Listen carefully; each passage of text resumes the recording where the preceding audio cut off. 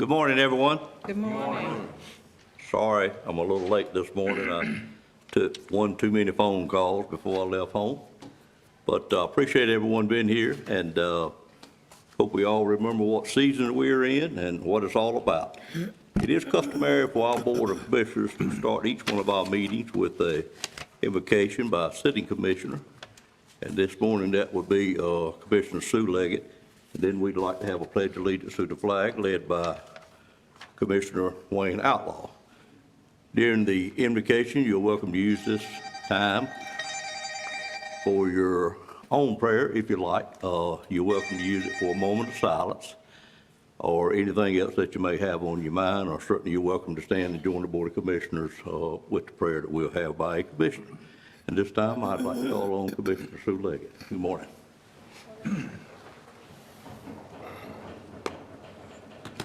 Let us pray. Dear Lord, as we gather together today as representatives of Nash County, we're especially thankful for the blessings and bounty that you provide for us each and every day. Lord, we pray for those who need your healing hand and your reassurance. Please be with us here today as we conduct the business of Nash County, that you may guide and lead us to do what is right and good and in your will. All these things we ask in your precious and holy name. Amen. Amen. Amen. Would you join us in the pledge? I pledge Allegiance to the flag of the United States of America and to the republic for which it stands, one nation, under God, indivisible, with liberty and justice for all.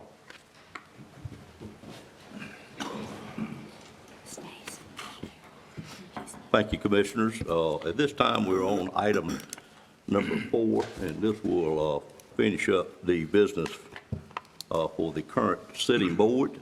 It is the approval of the minutes for our last month, which was November, and during the month of November, we had a meeting on November the 6th, our regular meeting. We had a recess meeting to November the 14th, and we had a recess meeting to November the 20th. At this time, I'd be glad to entertain a motion for approval of all 3 or any corrections or additions that we might need to make to any of the minutes. Move approval. Move approval by Mr. Belfield of all 3 sets. There's a second to that motion. Second. Second by Commissioner Wilkins. Any questions on that motion? All in favor of that motion, let it be known by saying aye. Aye. Any opposed by a like sign? Minutes stand approved. Thank you, Madam Clerk. At this time, each year in the month of December, the first order of business of the board is to elect a new chair and vice chair. And at this time, I'd like to ask our current attorney, Vince Durham, if he would lead us in the election of a chair for the Nash County Board of Commissioners. Mr. Durham? Yes, sir. Thank you. Good morning, Commissioners. Good morning. As you all know, the general statutes require that every Board of County Commissioners elect a new chairman and vice chairman every December. Therefore, as temporary chairman, I will open the floor for nominations for next year's chairman of the Nash County Board of Commissioners. Yes, sir. I proudly nominate our current chairman, who I feel like's done an excellent job, to continue to be our chairman next year. I have a nomination for Mr. Robbie Davis. Do I have a second? Second. I have a number of seconds. All those in favor of the election of Mr. Davis as chairman of the Nash County Commissioners for the next year, please signify by saying aye. Aye. Opposed by like sign. Opposed? Okay. Here's the vote of 6-1. Congratulations, Mr. Chairman. Thank you, sir. Take a moment of privilege to thank my board members for their support. Thank you, ma'am. Appreciate it. Appreciate it.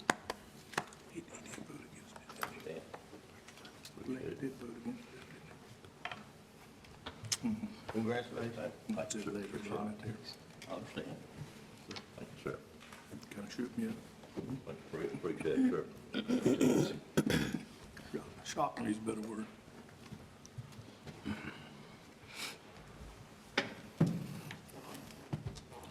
All right, we are now on item number 7, which is the election of the vice chair for the Board of Commissioners. At this time, I'd open up the floor for nomination for vice chair.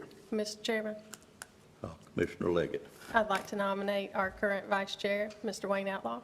All right, thank you, ma'am. I have a nomination for Wayne Outlaw, our current vice chair, to be chair. Is there a second to that motion? Second. Second by Commissioner Dan Combs. Any questions on that motion? Any other nominations? All in favor of electing Vice Chair Wayne Outlaw to be our vice chair for 2024, let it be known by saying aye. Aye. Any opposed by a like sign? Opposed? Okay, that appears to pass on a 5-2 vote. Any questions on my tally? Seeing none, congratulations. Madam Clerk, do you have a question? No, I'm Okay. good. Thank Okay. you. I appreciate the support of the board. Congratulations. Thank you, Mark. Okay, we're now on item number 8, which is public comment. And public comment is a time that we have that is called for in the general statute to receive any comments we may have from the public on any item that's not otherwise covered on the agenda. We asked if it is on the agenda that you wait until that item comes up on the agenda. And we have a sign-up time out front. I had one person to sign up this morning, but this board likes to hear from the public, so if you happen to miss the fact that you needed to sign up, I'll call on the one that spoke, signed up first to speak. Otherwise, and then we will, if you happen to miss that, you just let us know. We'd be glad to hear from you. And at this time, I call on newly elected Mayor Owen Strickland from the town of Bailey to come forward. Thank you, Mr. Chairman. Welcome, sir, and congratulations. Thank you. I'm going to speak very briefly, and should not be a contentious issue. I would like to personally invite all of you. You should have an invitation at your desk for our swearing in Bailey. If you're not able to attend, I totally understand. There will be no hard feelings at all if you cannot attend. I intend to have Bailey be a lot more represented in this area and in the whole of Nash County. And I believe, I can't speak for my commissioners, but I believe that they feel somewhat the same way. We intend to make Bailey the best place we can make it in the next 4 years under my tenure. But I would appreciate any one of you or all of you to attend next Monday at 6:45. 7 o'clock is technically the meeting, but 6:45, that way everybody can be in place and we can start and get it done, and we'll have an intermission so you don't have to get into weeds with us, because we have a lot of weeds that we're dealing with. Our sewer and water moratorium issues, sewer moratorium and water issues are going to be addressed at that meeting, among a lot of other things. We're hoping to get off the sewer moratorium sooner rather than later, and it's my full intention to seek every dime I can get from anybody who wants to give it to us to get us off of it. And once we've done that, then I have a slate of ideas that I'll be presenting to our public and my representation of our town and that area and that community. But I appreciate y'all's time. I hope you have a wonderful day, and thank you for your service. Thank you, sir. Mr. Chairman, Mr. Belfield? I've seen, since I've been here in the county since '61, when I first came, the municipalities in the southern end of the county were more oriented toward the city of Wilson, like they were really not a part of Nash County.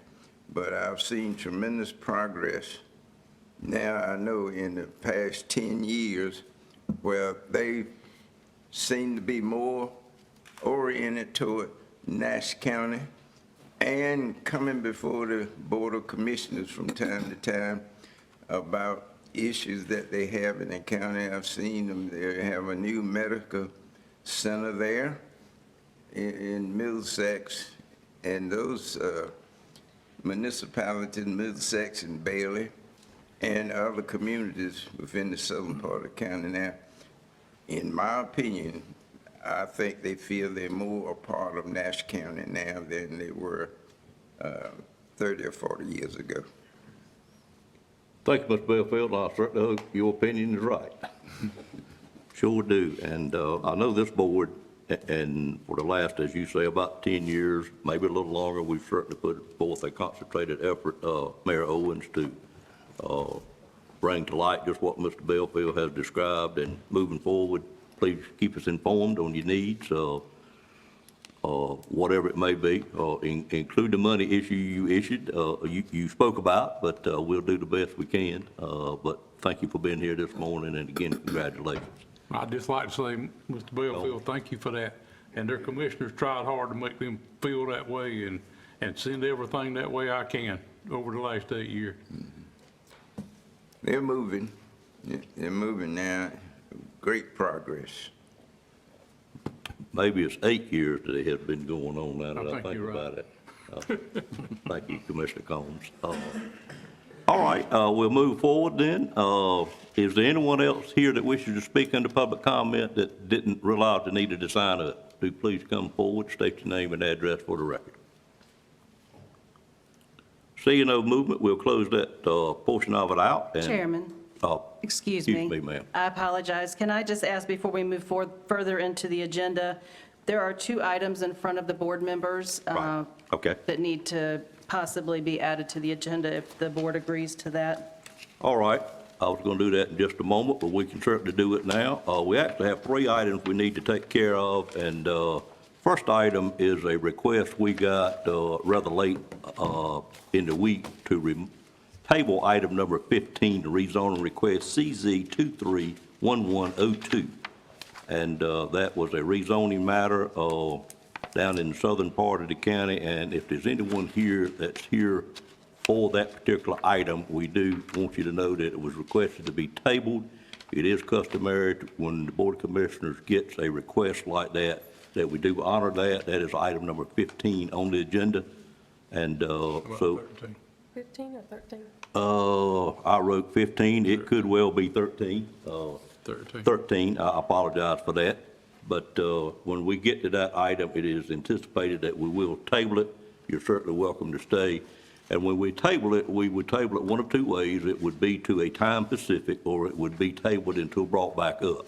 In this case, it was a time specific request, and it would be brought up in our first January meeting is what the request was. And that date, Madam Clerk, will be what date? You all haven't adopted your 24 schedule yet. What is it anticipated to do? She's always totally correct, as you noted. Anticipated as the 8th. 8th of January. Okay, it's anticipated to be January the 8th, but it certainly will be on the agenda when it comes back out. I'm a little unclear, either Adam or the attorney. We've had publication on a public hearing. Will that publication be done again, or it has been taken care of and the public hearing has been duly notified for that meeting? It's taken care of by you giving notice today. Okay, all right, thank you, sir. That's what I anticipated, but, so what we're saying is, the public hearing has been published, and we are notifying the public today that it has been tabled until that time specific. Therefore, it will not go through the, normal procedure for advertising in the paper and so forth. The other 2 items that the manager spoke about is we have 2 items that we need to add to the agenda. I'm going to request that to be added is 21A and 21B. Item 21A would be an ARP grant ordinance amendment, and item 21B would be a detention facility renovation capital project ordinance. Is it any objection, or I'd entertain a motion to add those 2 items to the agenda at this time? So moved. Moved by Commissioner Wilkins. Is there a second to that motion? Second. Second by Commissioner Combs. Questions on the motion? As the manager stated, those items are at your table this morning. It's actually something that came up late on Thursday during an ARP meeting. Otherwise, I'm sure staff would have had it on the agenda. But all in favor of the motion to add those 2 items, please let it be known by saying aye. Aye. Any opposed by a like sign. That And- motion carries. I'm sorry, Chairman. Sure. Can we actually reverse the order and allow the change order presentation to come first? and then the budget amendment that's needed for that change order to follow it. We can, if that's what you and the finance director agree on. I got it, give it to me the opposite direction, but it Oh, doesn't did matter to you? me. Okay. Ms. Wood, does it matter to you? How do you want it?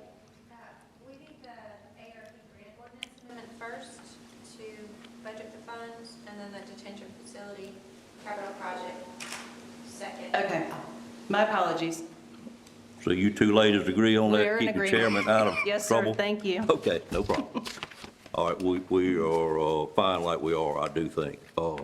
Okay, with that done, we now will move to item number 9, and I'll call on our Health Director, Bill Hill, at this time to make this presentation and bring anyone else he may have with him. Good morning, sir. Good morning. Take a shortcut.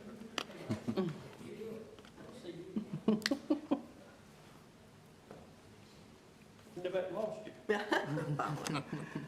I have a distinct pleasure to introduce to you, but before I introduce Liz to you, I'd like to certainly express appreciation to the panel that served on the interview committee. Those members were Anderson Kirkland, Kimberly Shield, Donna Wood, and of course, I was there with the panel also. We've had this search out for quite a while. We had several strong applicants, but I'm here to introduce to you Liz, or Elizabeth, but she goes by Liz Lord. She's going to make a comment or two, I think, at the end, 20, 25 minutes?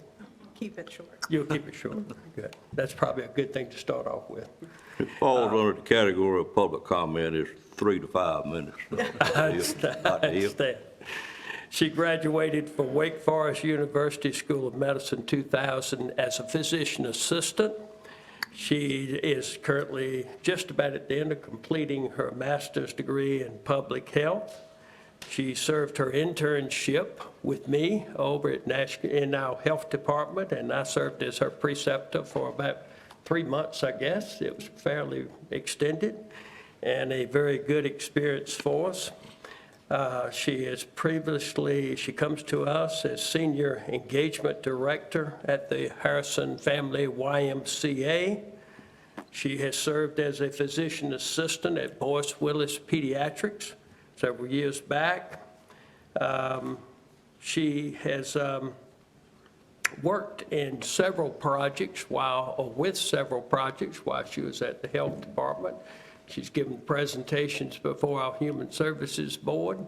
She worked on capital projects for a new building or facility location at the hospital campus. She has also worked in COVID pre and post kind of evaluation of how we handled the COVID situation with the pandemic, from vaccinations, testing, and lots of other things that were related to giving reports like we did with the teleconferences. But overall, her responsibilities in the health department will be oversight with our clinical operations, being a physician assistant by background, and also overall health education section and our outreach program over at the hospital campus. So without any further ado, I present to you Liz Lord, who we're happy to have. She joined us this past Friday on December 1st and as Deputy Health Director. Thank you, Mr. Hill. Thank you, Mr. Hill, and thank you all. I'm very excited to be working for Nash County, and I really look forward to serving the citizens here with you all, working with you all to serve. So, thank you very much. Thank you, ma'am. Look forward to getting to know you and working together. Thank you. Dr. Hill, anything else, sir? I think that does it for me. Okay, appreciate it. Thank you very much. Item number 10 is the introduction of a new assistant county manager, and I will call on our manager, Stacy Saxler, at this time to make this presentation. Good morning. Good morning. I have with me Ms. Tia Fula. She is our new Assistant County Manager, Opioid Settlement Manager for Nash County. Tia is actually a seasoned Nash County employee, She spent 15 years, or 16 years with us in the past. She first came to Nash County in 2005 and worked for 10 years in our Department of Social Services in the Child Welfare Program. And then she went to our Public Health Department as a Social Worker Supervisor 2 for another 6 years.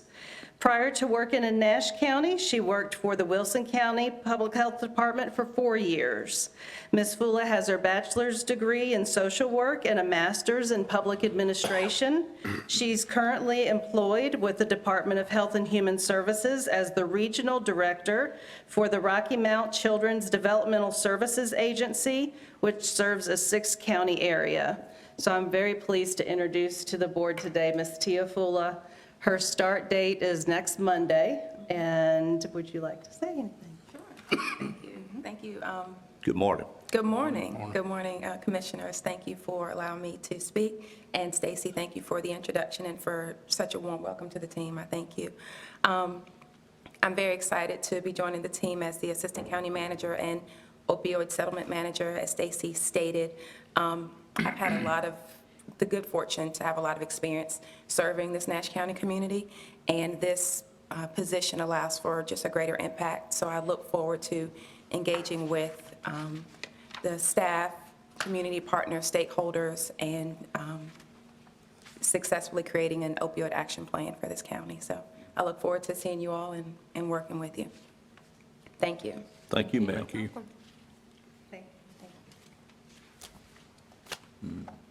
The board would like it this time, let's give the 2 new hires a hand if we could.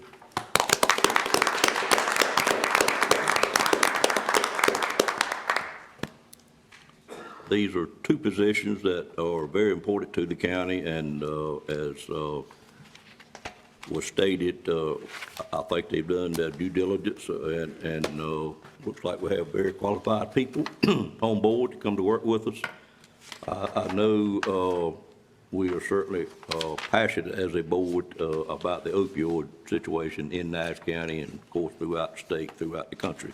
And I certainly realize you have a task at hand, but it's a very important task, and I certainly look forward for us to move forward and start utilizing the funds that are coming to Nash County to do our best to help our citizens who suffer in that arena. It's amazing to me how quick it has gotten to the point that it's in, and I hope we can at least turn a corner as quickly as it came upon us. So bless you, and thank you for taking the task that has been given to you, and I'm sure you do a great job. Well, Mr. Chair, Mr. Belfield? Yes, sir. I think we've just selected 2 well-qualified people that we added on to the staff. And I read the resumes before I came to the meeting, and I said to myself as I was reading, I said, they're well-qualified to do the job that needs to be done, and I'm sure they will have a great impact on, as a part of the staff and for the county of Nash. Thank you, Mr. Belfield. Other comments from commissioners? All right, we're now on item number 11, which is our 2022-2023 audit presentation. And I will call on our Finance Director, Donna Wood, at this time, and anyone she may have with her to make this presentation. I do think it's a very important presentation, and there's some interesting numbers in there. I had the privilege to see it a little bit earlier last week to help me prepare for the agenda, but I will turn it over to you this time, ma'am. All right. Thank you. Good morning. Good morning. I have the privilege of introducing Alan Thompson. He's the partner with Thompson, Price, Scott, and Adams, our auditors, and he'll present the highlights from our 23 annual audit. There. Welcome. Well, good morning to everyone. Good morning. Good morning. You should have a copy of the presentation summary in front of you. If you'd be kind enough to flip over to page 1 of that presentation. The first thing I want to make sure is you understand that You hire us as an outside audit firm to issue an opinion on the financial statements as a whole. We issue an unmodified report, or quote-unquote clean report, which is awesome for you. On page 1 there, under qualitative aspects of accounting practices, there's 3 things, and one in each of the 3 paragraphs there: the appropriate accounting policies, accounting estimates, and disclosures in the financial statements. We were good with all 3 of those. There were no difficulties encountered in performing the audit. On page 2, there were no uncorrected misstatements, no disagreements with management. Management did provide us with a representation letter dated November 15th. One aware that management consulted with the outside accountants, auditors, et cetera. And then under findings or issues, I'll talk about those at the very last thing, if you'll be patient with me on that item. And then if you'll be kind enough to flip over to page 4, I want to run through some of the numbers. I don't say these are all the key numbers in the audit report, but these are some of the key numbers in the audit report. And what we attempt to do here is to put the current year numbers in the first column here, and then the prior 4 years' numbers just to the right, so that you get a feel for the numbers. It's not just a number hanging out there. There's some context to it. And as you see, total fund balance there in your general fund at $53,777,000. If you were to go back to 2019, you see that same number is $43,308,000. Unavailable fund balance is 11.5. Available fund balance is 42.2. Restricted at 18,458,000. The unassigned fund balance is 23,741,000. The total general fund expenditures, including transfers out, less loan or lease proceeds, 114 million. Fund balance available is 36.74. And then fund balance unassigned as a percentage of general fund expenditures at 24.67. Realizing the new policy that y'all put that amount at a minimum of 20%, so you are over that, which is awesome, but you are close to it. So you got to be prudent going forward and managing that particular item. Revenues over and under expenses before transfers and contributions. In the general fund, it's 5.6 million. Water and sewer funds at 169,000. Solid waste is 81,000. I will mention, you can see the general fund had a really positive increase, but if you looked all the way up to the top, you can see where there was a decrease in total fund balance. And that result, that was because of transfers out to other funds or projects that you had going on. So even though you had a positive general fund, if you will, you had significant transfers out to other projects or funds, and that caused your total fund balance to decrease.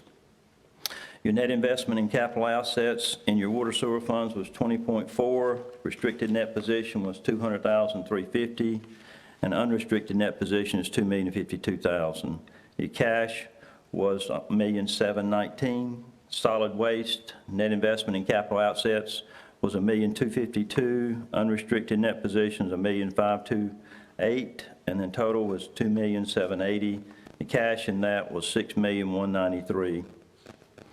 I will say that on the water sewer, you can see where cash went from $107,000 up to $1,007,000, and cash stayed relatively the same in your solid waste. Your property tax rates have been the same for all 5 years presented, and the collection percentage at 99.23% is the highest of any of the 5 years presented. So kudos to everybody who had anything to do with that. Total property valuation on the top of page 5, you can see where that's going, 7.6 billion up to 8.6 billion over the 5 years shown, and the levy amount going from 51 million up to 58.1 million. I'm not going to read all the breakdown of your general fund revenues or your general fund expenditures there, but you can see 111,850 versus 106,175, and then you can see government-wide net position is 50,089,000, and net position increase of 19,592.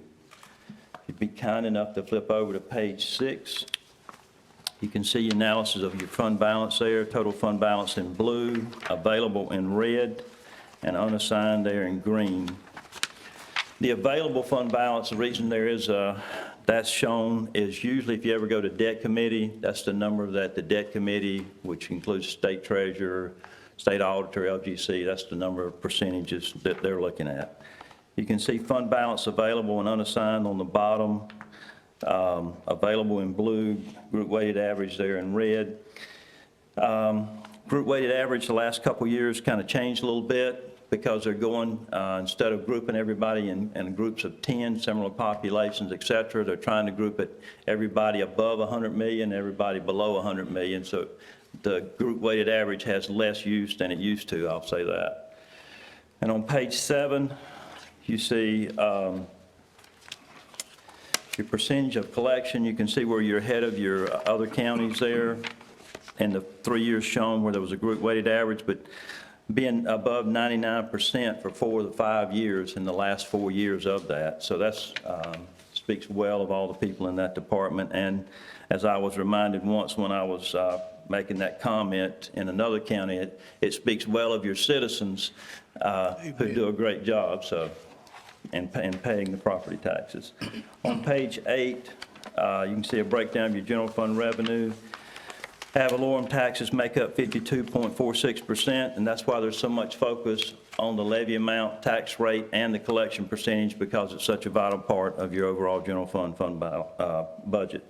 On the bottom, you see a breakdown in a pie chart there where public safety, human services, and education are the 3 top ones shown there. When I mentioned earlier, I'd say something about any findings we had. There's LGC no longer sends out letters. If you've been on the board a long time, the LGC used to send a letter, and they'd ask you to respond. This kind of serves as that, if you will. You have 60 days to respond. I think Donna may have had some contact with some of you in regards to this. Two or three real quick items. There's a prior period adjustment, had to do with accruing some salary and EMS, and then we posted an EMS receivable. The EMS receivable had no impact on fund balance. The salary accrual did decrease fund balance. And then there's a new standard out there called GASB 96, which has to do with budgeted, which has to do with subscriptions and software, which is very complicated about reaching out into the future to accrue and put on your balance sheet items that may last longer than a year on software subscriptions that you have. This was the first year of implementation on that. You had a couple of budget items, so not a real big issue at all in that regard. Having said all that, I'm happy to answer questions that you might have, but I'm not just happy to answer today. If you ever have questions in regards to the audit, you're bored, you read through the whole audit report when you get it on a rainy night, feel free to give me a call. If I'm not in the office, tell them to give you my cell number. I'll get you an answer to your question. Thank you, Mr. Thompson. Questions? I know you said a lot for even yourself right then, but you said a whole lot for these board members. So do you have any questions at this point in time you'd like to ask? Yes, I do. Mr. Belfield, please go ahead, sir. The increase in property value, I noticed, well, not a great increase from last year, but is that due, that increase is on page 5. Is that increase due to growth in the county, housing and industrial development? Is that? I'm probably not the best one to answer that specific question, but it's not due to revaluation, so it would have to be due to growth. But that's a little bit of a generic question. They'd have, probably be better to have your tax folks come and address the specifics on that. Next question. Yes, sir.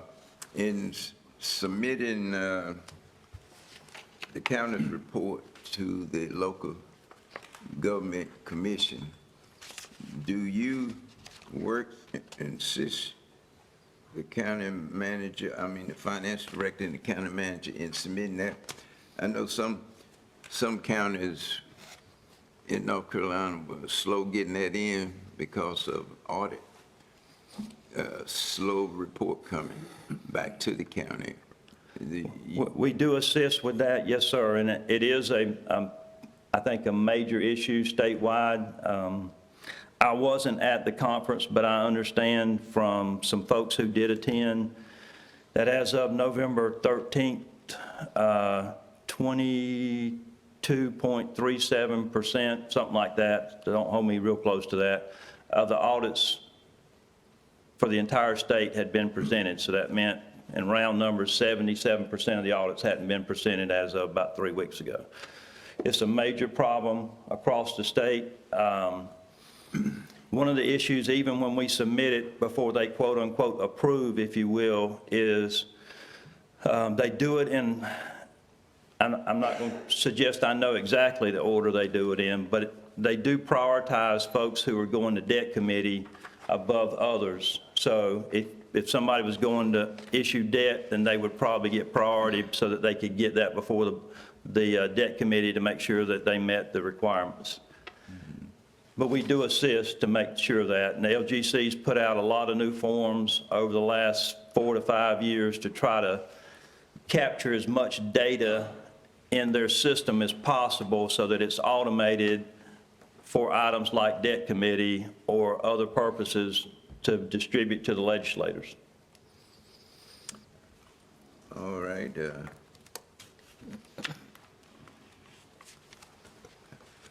I'll take that information as being positive, as you, the audit, they would assist the county, make sure that whatever information the local government commission need, that they get it and get it on time.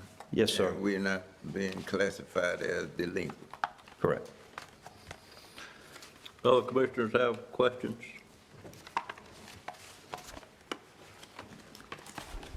Seeing none, just a few things that surprised me in this audit, if I may, is the unassigned fund balance versus what our policy is, being 20.67% versus 20% on policy. That is awful close, and it's close enough that it concerned me quite a bit, because we certainly don't want to be at the end of a year without meeting our own policy that this board established.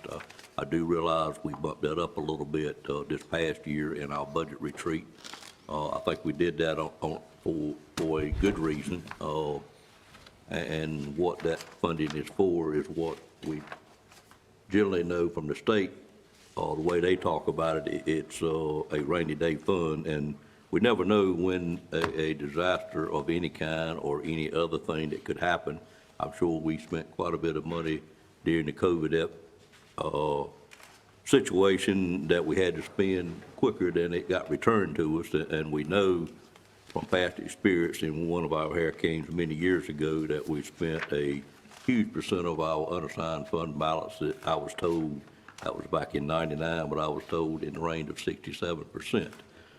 And then, of course, we had some tornado expenses this past year that we had to spend until we got reimbursed for it. But I am pleased, certainly, that we met our goal, but we're much closer than I thought, and I think it's something that the commissioners need to really pay attention to, because sometimes when you hear these numbers in a presentation like this, the public thinks that we've got a lot of cash on hand that we could be doing things with. In this case right here, it appears like to me we've done and I won't say we, I'll say the administration, particularly the finance department, has done a great job of monitoring where we are and kept us at that 20% or close as we could be. But this board has agreed to spend almost every dime we could spend without breaking our own rule. And I hope we can continue to do that, because we want to do as much as we can for our citizens. We certainly want to do as much as we can for our employees. But there are limitations of what we can do based on the funding that is available and what our total assessed value is. It is, I think we are fortunate in Nash County, much more fortunate than some of our eastern counties, and it is certainly an interesting number that we have grown about $1 billion in total assessed values in the last 5 years. So we do have growth, and to Mr. Bellfield's question, that's had to be where it came from, because we hadn't had a revow in 7 years. So the growth has enabled us to do what we have been able to do for our employees and for our citizens. But, and we will continue to work on bringing economic development here. That's where you get your big chunks of increase in total assessed value, and we've got a great team here at Nash County now. We will continue to do, as a board, what we can to increase that in that arena. And of course, the housing market, it kind of runs its own show. When people want to move to Nash County, they move.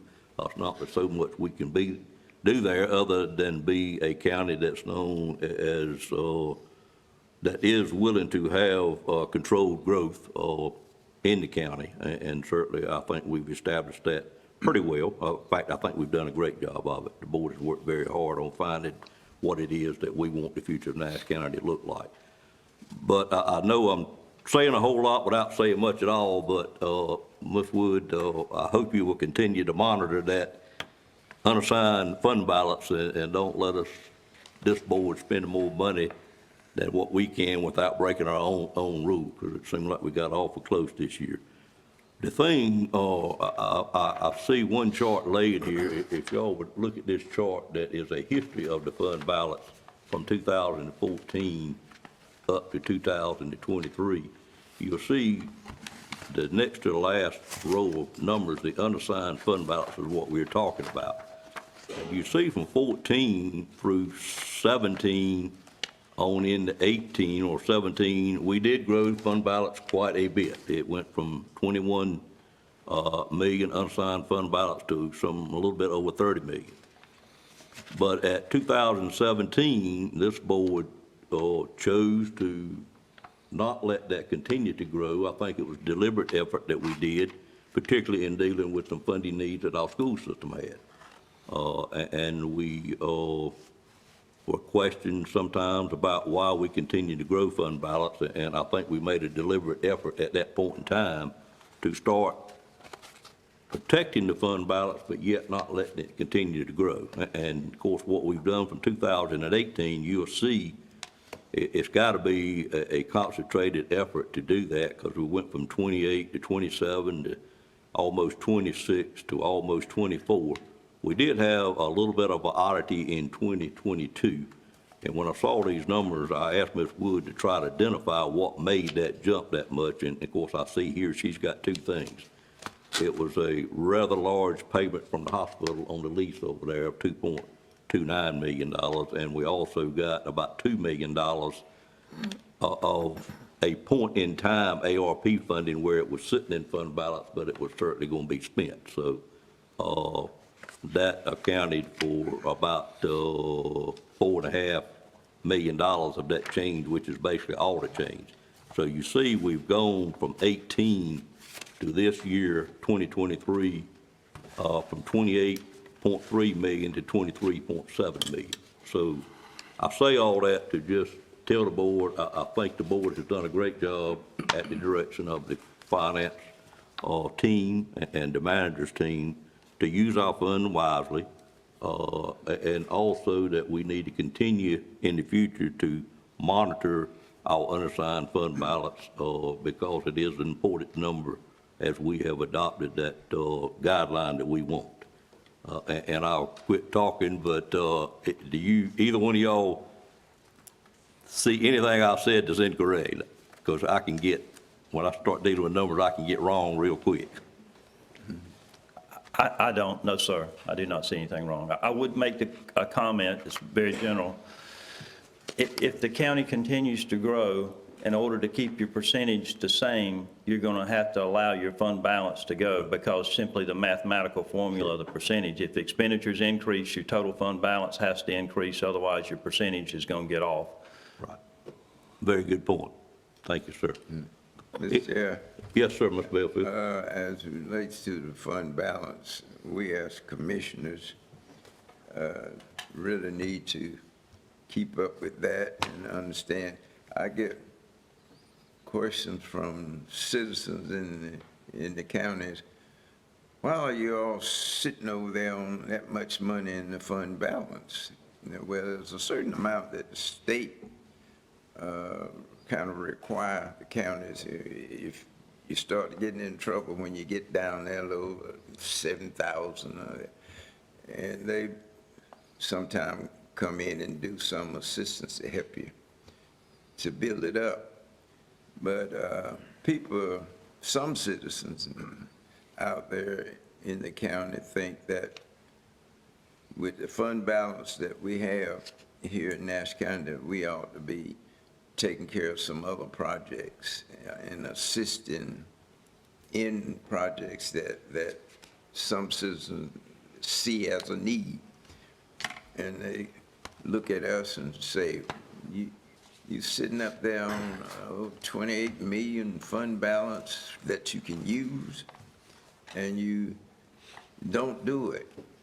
So I say this to our board, that we need to understand why we have a fund balance, and we try not to spend it, not unless it's an absolute emergency or we have to do it to balance the budget.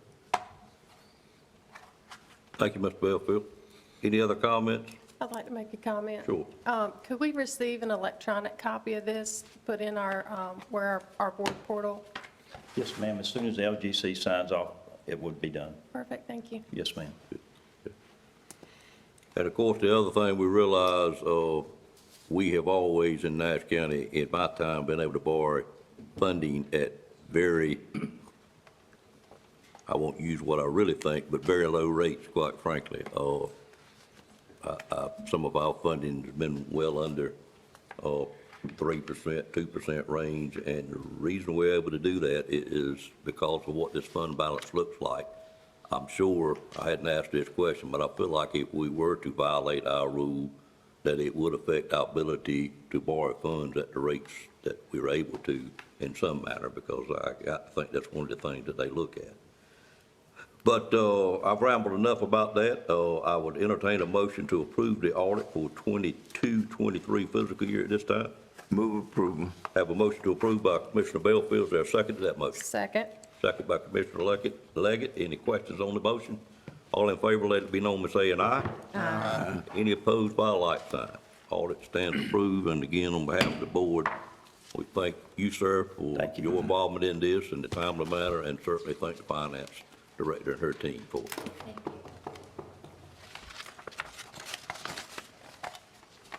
We'll move to item number 12, which is our first public hearing today. It is a conditional rezoning request, CZ 231101, the towns at Joyner Crossing, and I'll call on Adam Tyson at this time to make the presentation.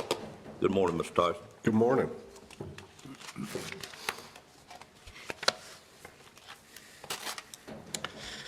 The property that is the subject of this morning's public hearing is outlined in red on the aerial photograph and the zoning map that you have on your screen before you. It's an approximately 35-acre undeveloped tract of land currently owned by Red Oak Farms Development, LLC, and it's located on the south side of East NC Highway 97. You can see from the green color on the zoning map on the right hand that it's currently in the R30 residential zoning district. The site is located between Joyner's Crossroads to the southwest, which of course includes the Food Lion Shopping Center right here. And the city of Rocky Mount is off to the northeast of the subject site. The property is immediately adjacent to the Dollar Tree retail store right here at 10735 East NC 97, and that's the most recent development in that immediate area. The southern and eastern portions of the subject property, so here and here, include 2 existing stream features and a related 100-year floodplain area. And so what you'll see is that the proposed development area is primarily in this portion that is not impacted by the streams or the flood zones. The property is in the Tar-Pamlico River Basin in the WS4PA Watershed Protection Overlay District, meaning that the site's development will be subject to stormwater management requirements. The property has access to both Nash County public water and public sewer. So that brings us to today's request. The property owner has submitted conditional rezoning request CZ 231101 to rezone this property to R6CZ, high-density residential conditional zone, specifically for the Towns at Joiners Crossing subdivision, a proposed new residential development. And as you can see on the screen, it proposes 108 townhouse dwelling units. These units are intended to be owner-occupied, which would be enforced through restrictive covenants to be imposed by the developer. The site plan that you have on the screen shows the individual townhouse lots. These are 20-foot by 50-foot townhouse lots. They each have individual driveways. If you'll refer to the diagram in the top left, you'll see that those driveways are large enough to accommodate 2 vehicles side by side. There are 3 proposed new interior roads. Those roads are intended to be built to the public road standard and to be adopted by the North Carolina Department of Transportation following their construction.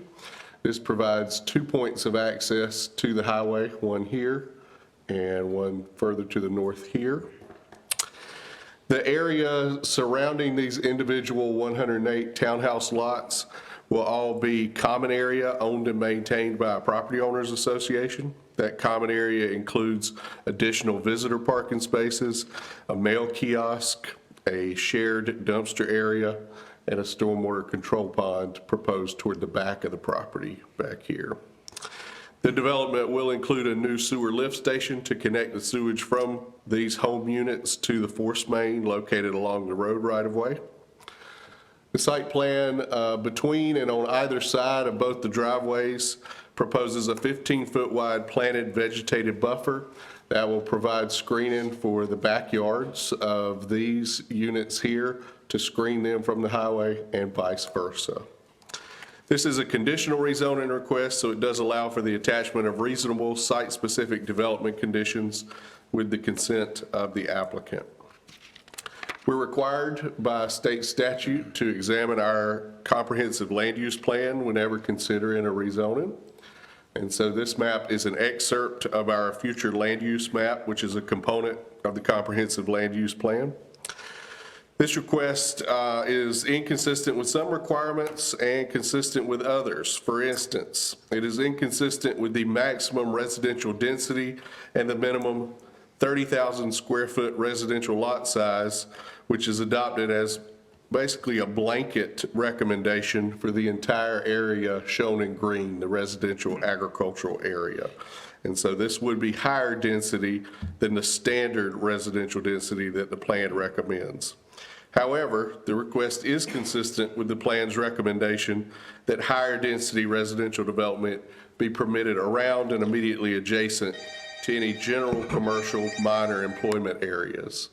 And so if you'll look at the red circular area to the bottom left of the map there, that is the general commercial minor employment area that's been designated around Joiners Crossing, which of course includes the Dollar Tree that we mentioned earlier, partially the entire Food Lion Shopping Center here. So the plan recommends that around these high-intensity general commercial areas, which are regional draws, obviously people come from a much larger area to take advantage of the grocery store and the associated shops there. Around that is the opportunity for higher intensity residential uses to serve as a buffer or a transition zone from the commercial to the more rural R30 pattern that is out here. And so it will be a transition from high intensity commercial to higher density residential and then lower density residential as you continue on down the road or up the road in this case. This particular site may be particularly suited for more dense residential development Because of the unique availability of both public water and sewer service to the subject property, there are very few sites that have access to Nash County's public water and sewer service. And even more unique than that, this particular stretch of our sewer line does not come with any contractual restrictions or prohibitions on its use for residential development. Most of our sewer line does have a restriction or prohibition on it that it is to be used for industrial or commercial economic development growth, not for residential development. This is a particular section that does not come with that restriction. And so that makes this particularly suited for more dense residential development.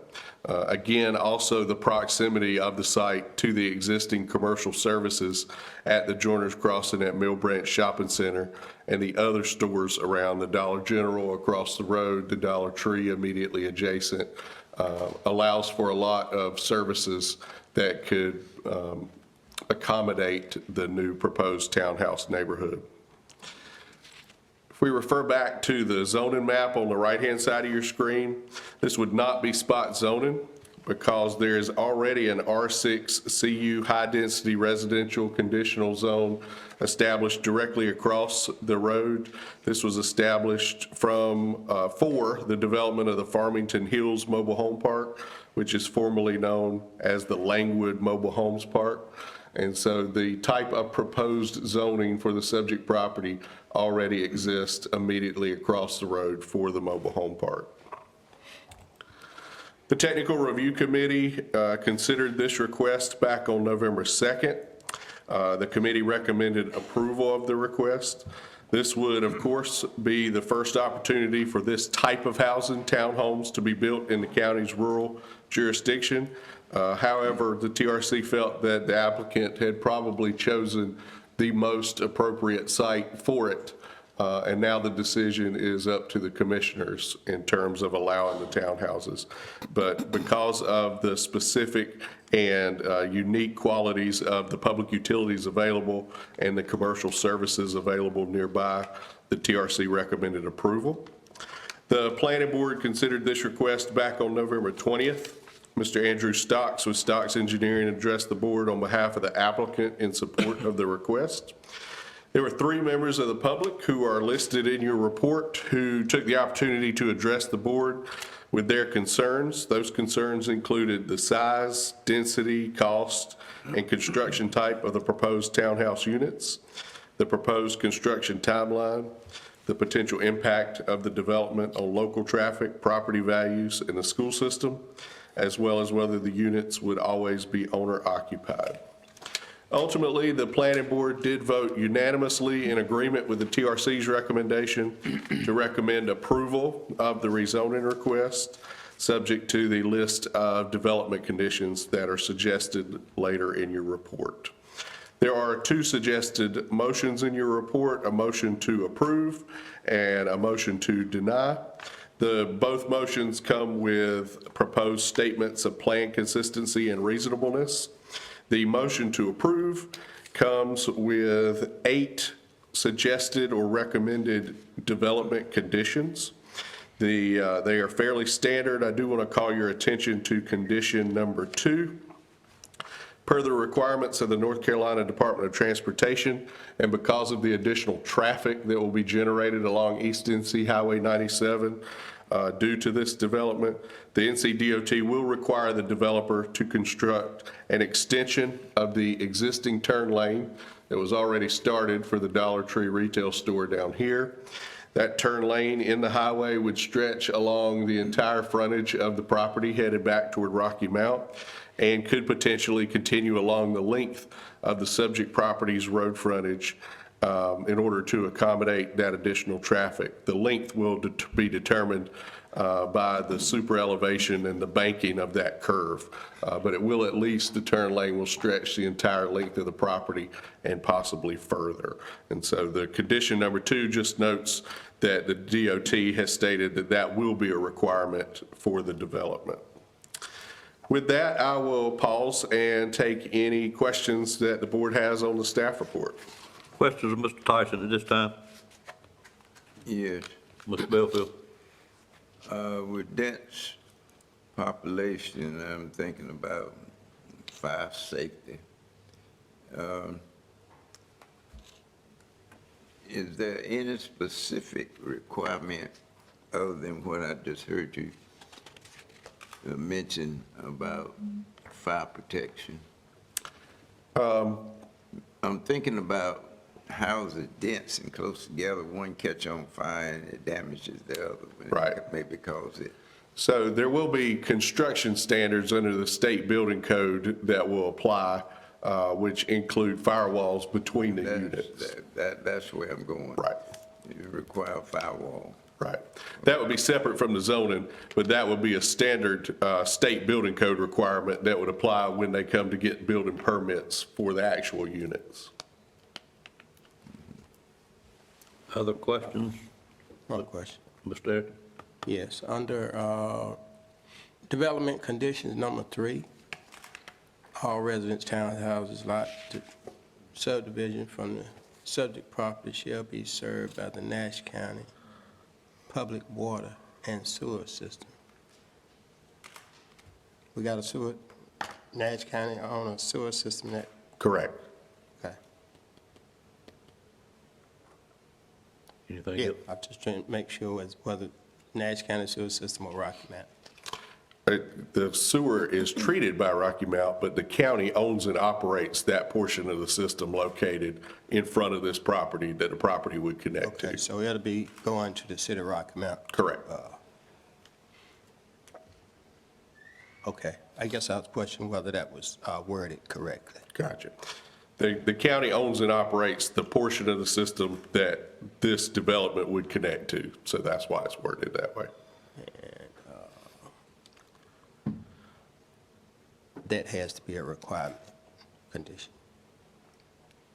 Right. Because development within a certain distance of an existing utility line, a public water line, public sewer line, is required to connect, as opposed to having on-site septic systems. Right, okay. Anything else, Commissioner Ayrton? No, we're just making sure that the residents who would connect would know that they would be, that the developer won't change the, well, I'm not connecting to the sewer lines. That must be the condition to be met. Any other questions? Thank you, Mr. Tyson. At this time, I'd entertain a motion to go into public hearing on this rezoning request. So moved. I have a motion by Commissioner Wilkins, second by Commissioner Outlaw. Any questions on that motion? All in favor of the motion, let it be known by saying aye. Aye. Any opposed by a like sign? Motion carries. Ladies and gentlemen, we are now in a public hearing on this item, and this is, if there's anyone here this morning that wishes to speak for or against this, we'd be glad to have you come forward at this time to the podium, state your name and address for the record, and Board of Commissioners will be glad to hear anything you have to say. Anyone wishing to speak on it, for or against?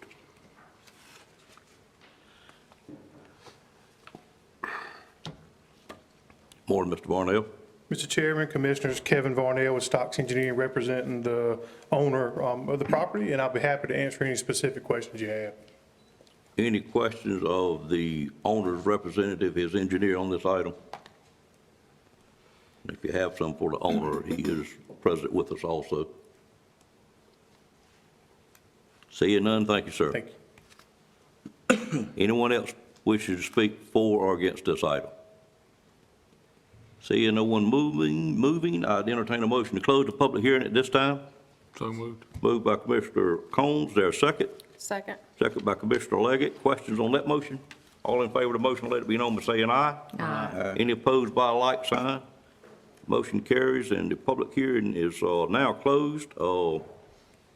Pleasure of the board. Mr. Chairman, I did have the opportunity to attend the planning board meeting, and I heard some of the residents speak about some of their concerns. I believe that those concerns have been addressed appropriately. I think what we're looking at here is a very unique situation because of the availability of water and sewer. I think this will be a nice addition to the area, And unless I'm mistaken, for fire service, Mr. Belfield, it'll be served by the Sharpsburg Fire Department or Tri-Community Fire Department. So for that reason, I move that we adopt a statement of plan consistency and reasonableness and approve this conditional zoning request, subject to the following development conditions, and I won't read those, but they are listed in the agenda package. Okay, any questions on that motion? Second to the motion? Second. Second by Commissioner Wilkins. Questions on the motion? And those are development standards 1 through 8 that were mentioned. Seeing no other questions, all in favor of the motion, let it be known by saying aye. Aye. Any opposed by a like sign. Motion carries and rezoning request is approved. We are now on item 13, and 13, as we stated earlier, had a request from the developer to table this to a time specific, which would be our first meeting in January, which is anticipated to be on January the 8th. That's a later item on our agenda. I'd entertain a motion for tabling this item at this time. So moved. Moved by Commissioner Leggett. Is there a second to that motion? Second. Had several seconds. Mr. Wilkins, I know. Any questions on the motion? All in favor of the motion, let it be known by saying aye. Aye. Any opposed by a like sign. This item will stand tabled until our first meeting in January, and be glad to have anyone that's here come back at that time. We'll now move on to item number 14, which is public hearing on road name and assignment request, Faithful Lane. Mr. Tyson? This is a request made by the owner of the subject property, which is highlighted in red on the aerial photograph that you have on the screen before you. The owner is Michelle Radford. This is a request for Nash County to assign a road name to the existing path located on the south side of Harrison Road that provides access to the cleared buildable portion of the lot. So you can see the unique shape of this property. The actual cleared and buildable area is down here in the south at the bottom of the aerial photo. But the map or the survey for the particular property includes a long path that provides access up to Harrison Road, as well as access to a family cemetery immediately adjacent to the property. The proposed new road name would be Faithful Lane. The road naming standards of the county's ordinance does not typically encourage the naming of private driveways, but this particular path is so long that we agree that since it's approximately 1 mile in length, it would be helpful to future emergency responders once this property is developed in the future to assign a road name that would have a road name sign along the state road right-of-way to direct traffic to that home in the event of an emergency.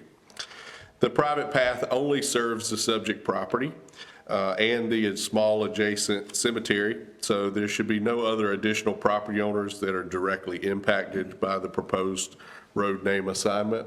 It does not appear that any of the adjacent properties have an easement or rights to use that path for access.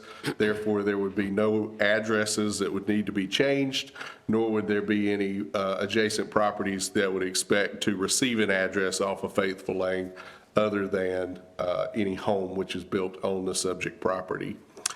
This request by state statute, because we are naming an existing easement, requires a public hearing and a decision by the Board of Commissioners. The actual road name itself, Faithful Lane, has been reviewed and approved by Nash County Emergency Services as being an appropriate and unique new road name. This will be a single motion to either approve or deny the request. The applicant, Michelle Radford, and her husband are present with us this morning for the public hearing.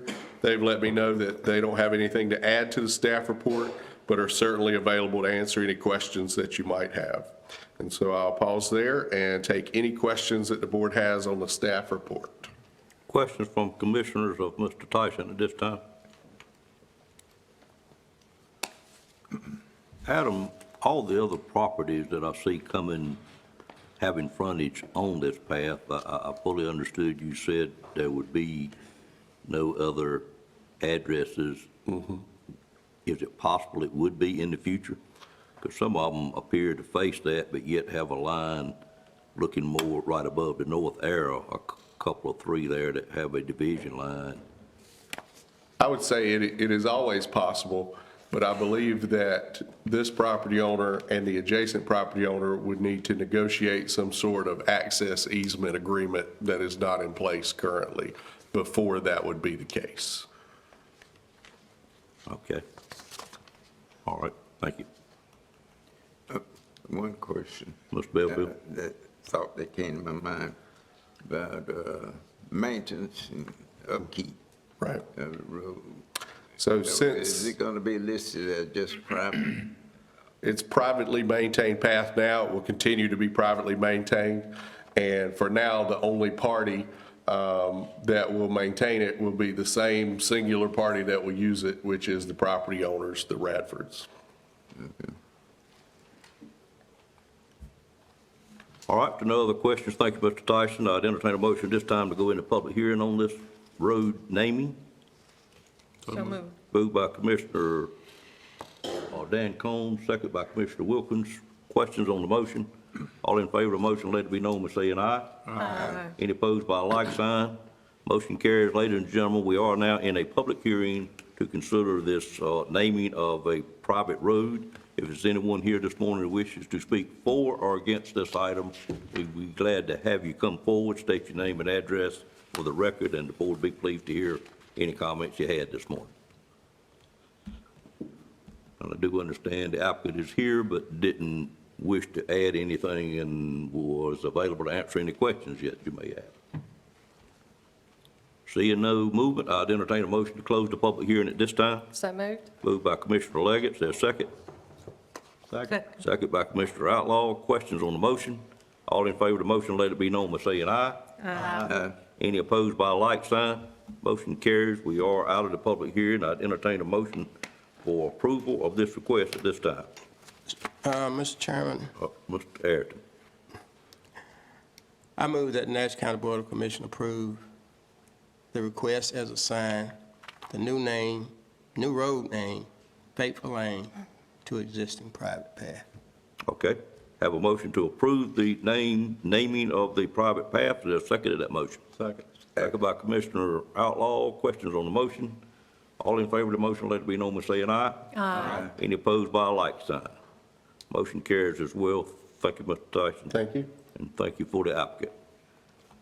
Next item on the agenda is item number 15, which is approval of a tax-exempt loan for Cooper's Volunteer Fire Department and Rescue Squad. I call on Brent Fisher at this time to make this request. Good morning, sir. Good morning. So I have before you approval for a tax-exempt loan for the Coopers Volunteer Fire Department.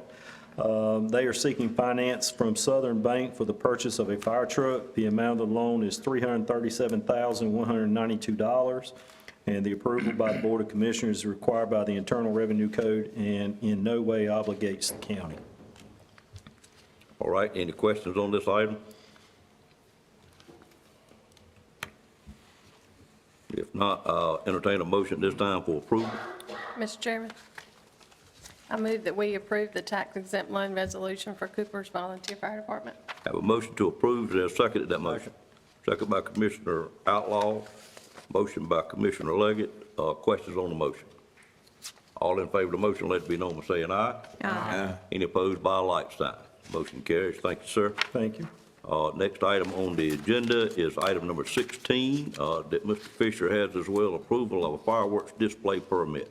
Go ahead, sir. Yes, sir. The Nash County Fire Marshal's Office has received a permit application to conduct a fireworks display for Braswell Family Farms on December 31st, 2023 at the Nashville Junction in Nashville. The operational permit requester is the contractor Christopher Moncortis of Class A Services and Storage Incorporated of 160 White Oak Bluff Drive, Stella, North Carolina.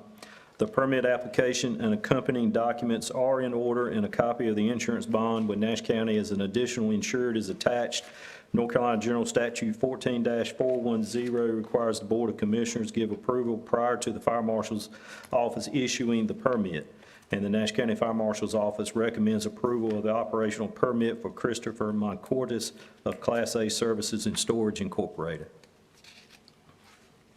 questions on this item? Entertain a motion for approval. Move for approval. Moved by Commissioner Leggett, there's a second. Second. Second by Commissioner Combs. Questions on the motion? All in favor of the motion, let it be known by saying aye. Aye. Any opposed by a like sign? Motion carries. Thank you, sir. Thank y'all. Good to see you this morning. You too. Next item is item number 17, Middlesex Corporate Center Phase 2, Infrastructure Improvements, Sewer, Road, Electric, Construction, Contract Change Order number 1, and I'll call on Patsy McGee to make this request. Good morning, ma'am. Good morning. This request includes 2 items under one change order.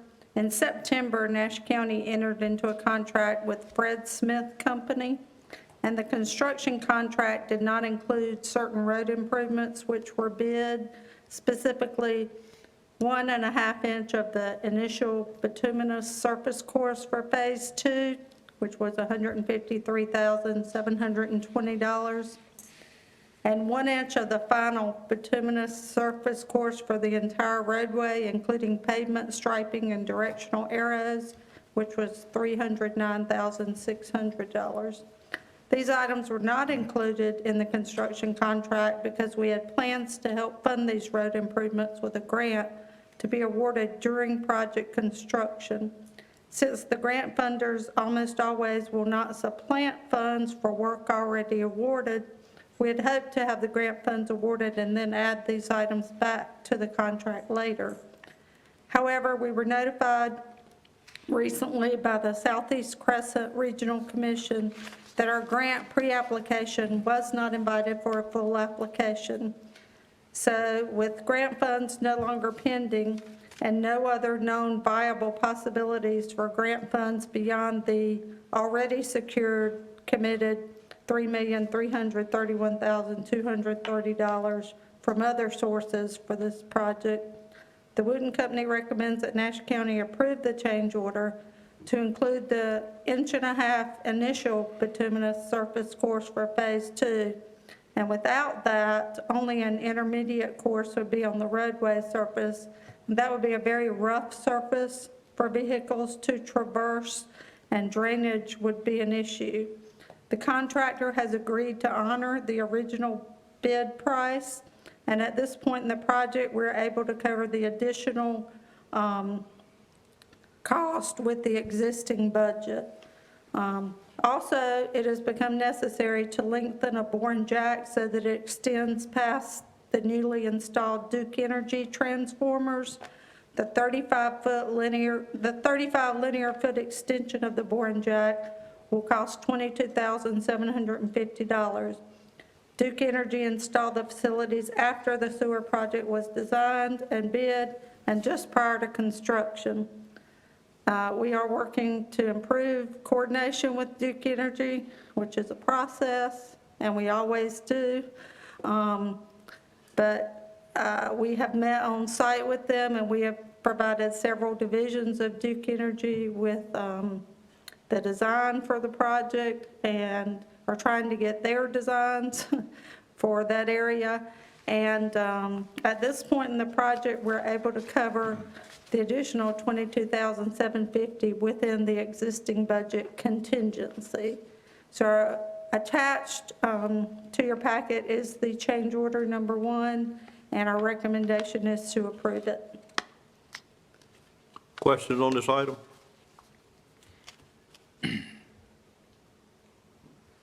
Stay around long enough, Ms. McGee. Mr. Boone's going to make an engineer out of you with many of your other talents. Well presented. If there are no questions, I entertain a motion for approval at this time. Make a motion to approve the change order number 1. All right, have a motion by Commissioner Combs. There a second? Second. Second by Commissioner Wilkins. Questions on the motion? All in favor of the motion, let it be known by saying aye. Aye. Any opposed by a like sign, motion carries. Thank you, ma'am. Thank you.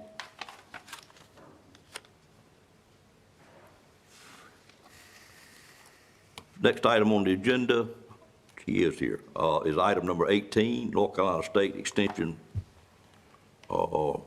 agreement between the Board of County Commissioners and North Carolina State University. memorandum of agreement. Good morning, ma'am. Good morning, everyone. Thank you for this opportunity to come before you. I'd like to take a moment to bring you back to the North Carolina Association of County Commissioners, where Dr. Rich Bonanno addressed you at a breakfast one morning about the need to update our memorandum of agreement. There are a few things, verbiage that has changed in this 8-page document. Just a few things to note. It's being referred as NC State Extension instead of North Carolina Cooperative Extension. It's now noted as a memorandum of agreement versus a memorandum of understanding. Verbiage like secretaries are referred to COS, which is County Operations Support Staff. There is change where this is a document that is just between NC State University and the county. NC A&T will have a separate document. I do not know yet when that will be. I've inquired about that. And refers to the state requirement system as the teasers part. So those are just a few changes. It doesn't change any of the long-time agreement, the history that we have, and how Nash County treats our employees as part of the Nash County departments and employees. All right. Any questions for Ms. Hall on this item? Now, does Mr. Belfield? this change mean that Nash County would be taking care of its part as it relates to retirement, and that we have to process it? I thought at first we just send the money and the state took care of it. That's But it's correct. coming back. No, that's still continues. Oh, it Nothing will? changes Okay. with that. It will continue. Okay. Yes, sir. Other questions? Entertain a motion for approval. Move for approval. I second. Have a motion by Commissioner Leggett. I have a second by Commissioner Combs and Commissioner Belfield. Any questions on that motion? All in favor of the motion, let it be known by saying aye. Aye. Any opposed by a like sign? Motion carries. Thank you, ma'am. Good to see you this morning. Good to see you. Number 19 is the monthly tax report. I'll call on Doris Sumner at this time to make this request, which is for information only.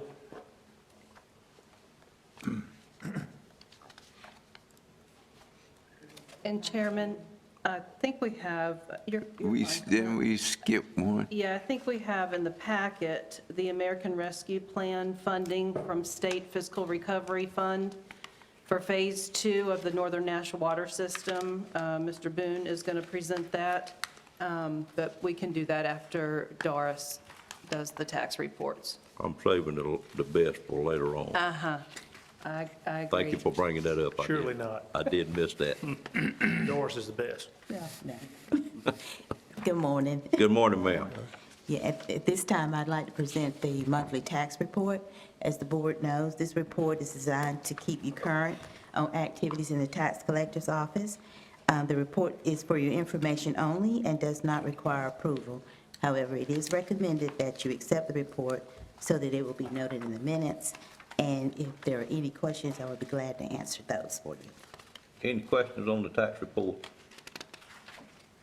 On item 20? Seeing none, we accept it for the record, and thank you for that, ma'am. Thank you. While we got you here, I'm going to go ahead and let you finish up with yours. You have item number 20, which is a tax refund request. Yes, sir. We do have several refunds that we need board approval on. And if you notice that my first one is for Transco Inc. This one was a sizable refund. It's for Transco Inc. is a public service company and has requested a refund for a portion of over-reported assets on personal property ID 12637 for tax year 2022. Each year, the Public Service Section of the Local Government Division conducts an annual appraisal of all state-assessed properties. Such properties includes airlines, bus, communication, gas, motor freight, pipeline, power, and EMC railroad, wireless, and tower companies. These assessments are then certified to counties, cities, and other taxing jurisdictions for billing and collection of property taxes. Documentation that provided for Transco indicates there was an error that occurred during the listing period for tax year 2022, resulting in the amount of taxable property classified as rolling stock to be overreported, assessed, and billed.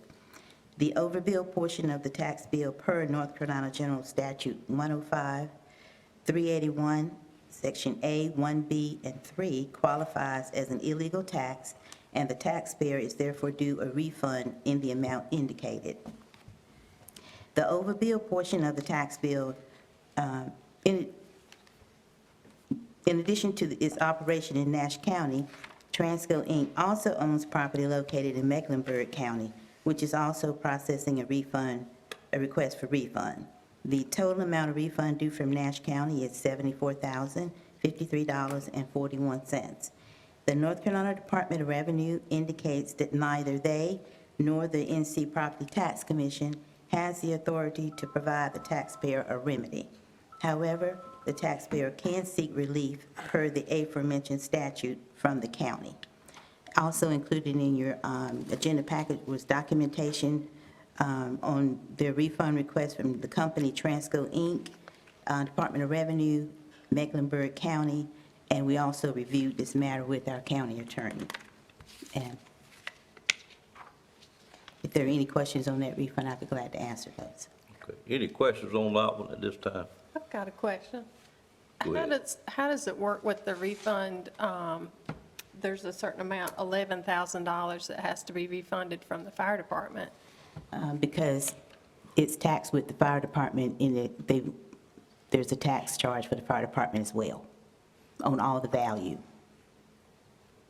So in any property. Fire tax Yes, on fire that amount of tax. value, so if that value goes away, we'd have to refund the tax.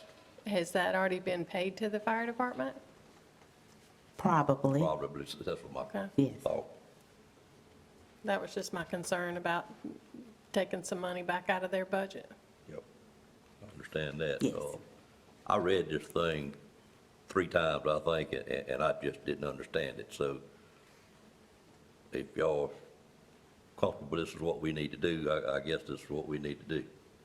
Vince, you have any comment on it? I've just never seen anything quite like this. Well, I got a packet of about an inch thick, so there's a lot of supporting data, and a law firm in Winston-Salem wrote us a letter demanding it, and it's due and payable. It's the state's mistake, not ours. But we collected money we weren't entitled to collect, is basically what it says. By approving this one, it's not gonna fall back on any prior years. Just for tax year 22, It's only for that year. only for 22, Okay, yes. all right. Any other questions? Entertain a motion for approval of this tax request. So moved. Moved by Commissioner Belfield, is there a second? I'll second the motion if I need to. Second. You second it, okay. Second by Commissioner Ayrton, any questions on it? All in favor, let it be known by saying aye. Aye. Any opposed by a like sign? Okay, and I did have one more on there for Right, Greer Farm you did. property, Yes, ma'am. but there's one of the downtown incentives grants that we approve each year. Okay, go ahead with that one then. Okay, Greer Farm Properties qualified for downtown revitalization incentive grant beginning in 2022, and their refund is based on an 80% value difference of $33,700. I think this is the second year for the DIG grant for Griffin Properties.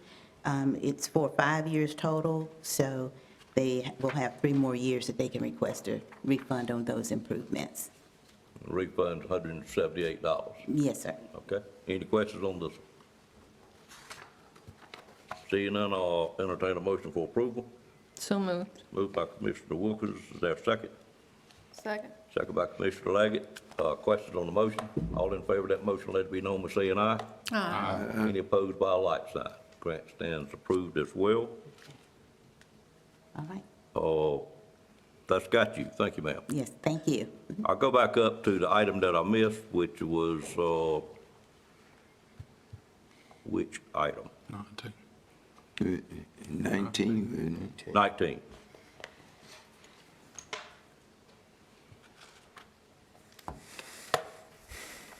Item 19? Yes, sir. Okay. See why I missed it. It's not on my agenda. But let me look over here. It's not on mine either. It's on the, yeah. it's Item on the- 19. it's on There's a the- conflict between the two Yes. agendas.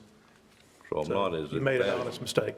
I'm not in as bad a shape as I begin to think I was. You are not. Okay, thank you, ma'am. All right, let's go to item number 19, American Rescue Plan, funding from State Physical Recovery Fund for Phase 2 of Northern Nash Water System.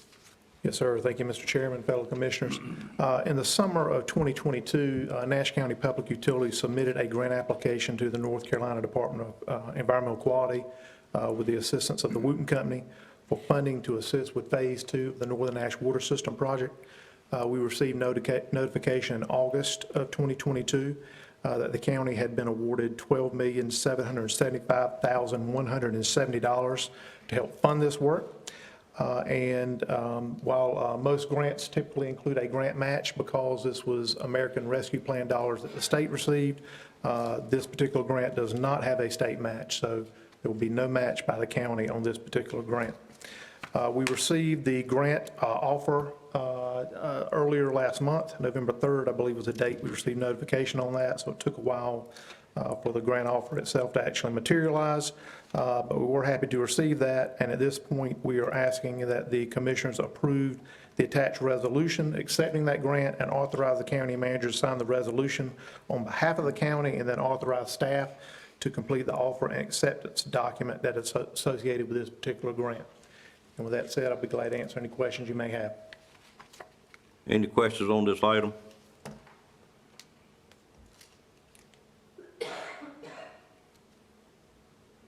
Entertain a motion for approval. So moved, Mr. Chairman, we accept the resolution to accept this item. Okay, I have a motion to approve this item, second of Ms. Belfield. Questions on the motion? All in favor of that motion, let it be known by saying aye. Aye. Any opposed by a like sign? Motion carries, Mr. Boone. Thank you, sir. You have something else? I think I have item 21B, or is that a different number? Yeah, well, it's not up yet. I'm gonna get to that in the order. Boy, y'all got me confused this morning. Item number Sorry. 21 is the budget amendments for the month, and I'll call on Ms. Wood at this time. Thank you, and y'all are testing my ability here today. 22. Trying to keep you nimble. Understand? I'm very much that way. Go ahead, ma'am. Item number 21, our regular budget amendments. Okay. The following budget amendments are presented for the board's consideration for fiscal year 23-24. I have 6 budget amendments to present to the board for approval. First item is with Board of Elections. This budget amendment is presented to budget funding and related costs for the City of Rocky Mount runoff election. It's for $40,000. No county funds are required. The next item is with Department of Social Services. This budget amendments to budget state funding received to assist counties with the 25 to 50% county match for eligible Medicaid expenditures as a result of Medicaid expansion. It's $107,432. No county funds are required. The next item is with Parks and Recreation. This budget amendment makes funds available that have already been collected in sponsorship revenue for youth sports. It's $3,240. No county funds are required. The fourth item is with Emergency Services. This budget amendments to budget funds received from the Duke University Race Cars Cardiac Arrest trial to be used for staff development, educational public relations materials, and office equipment. It's for $6,550, and this is actually split between our 911 and EMS department. So no county funds are required. Number 5 is with our Sheriff's Office. This amendment is presented to appropriate donated funds to the Sheriff's Community Support Fund to provide items for needy families and other services. It's $8,200. No county funds are required. And the final item is actually with our Asset Forfeiture Fund. This amendment is to budget insurance proceeds from a totaled vehicle to be used towards a replacement vehicle. It's $12,047. No county funds are required. Any questions on these 6 budget amendments? The first one, Ms. Belfield? Board of Election, is the city funding that? Where do those funds come from? The city will actually reimburse the county for the expenses on their behalf. That answer your question, sir? You good? Okay. Any other questions? I think the important part is, Ms. Wood said no county funds are required 6 times. Absolutely. All right, entertain a motion for approval at this time. So moved. Moved by Commissioner Wilkins, is there a second? Second. Second by Commissioner Arrington. Questions on the motion? No, I didn't second it. You didn't? Excuse me, sir. Myself and Mr. Belfield. Okay, Commissioner Outlaw and Commissioner Belfield on the second. And yes, I'm trying to move us along, but any questions on the motion? All in favor of the motion, let it be known by saying aye. Aye. Any opposed by a like sign. Motion stands approved. We are now on item number 21A, which is ARPA Grant Ordinance Amendment, and I'll call on Ms. Wood at this time. Okay, I'm a little bit, were we presenting a change order request with the, okay, I'll do mine first. It is a little bit confusing. Okay, the item that I have, the first item is with the American Rescue Plan Grant Project Ordinance. It's amendment requested. It's an amendment presented to budget a transfer request of $58,100 from the ARPA interest earnings to fund a one-time appropriation for a change order to be presented for Phase 1 of the detention facility renovation. These funds will be transferred to the detention renovation project for the funds to be appropriated in the project if the change order is approved. Okay. Any questions on this one? I'm going to do a little bit of explanation in our ARP funding committee, which consists of myself, Mr. Arrington, on Thursday. We discussed this at length, and I remember that we were going to use these ARP funds if no other funds became available, but we were continuing to look at one matter that may be available, but since they are having to be covered or moved forward with before our next commissioners meeting, we're using this as a potential backup, but may well be approving the funds today. Am I right on that? Do you remember it that way, Commissioner Arrington? That's correct. I guess we would approve this with reservation. But we're still looking into the other matter that you requested us to look into, I think. That is correct. Okay. I just want to make sure the record showed it to be that way. All right, entertain a motion for approval of this ordinance amendment at this time. All right, I so move, Mr. Chairman. All right, motion by Commissioner Arrington, is there a second? Second. Second by Commissioner Outlaw. Questions on the motion? All in favor of the motion, let it be known by saying aye. Aye. Any opposed by a like sign? Motion carries. And I realize we spent a lot of time on this. It's ARP interest that was earned that we were going to utilize for another matter, county radios update, but those funds became available from another source, and so those funds are back in the ARP budget, and we've got some items that must be addressed at the detention center at this point in time with this change order to keep it moving, and that's a source of funding that we do have available because we have already utilized all the contingency funds in that project at this time. So anything coming forward, we did have a potential source that Mr. Arrington, Commissioner Arrington asked us to look into, and I think Mr. Boone's going to do that. But this will be a backup funding if needed. And, Yeah, I would like to give a good shout out approval for the Finance Committee, that they, have managed to earn interest with this American Rescue Fund money that has been available, and I think we tried all as a committee to manage it very well. Thank you, sir. All right.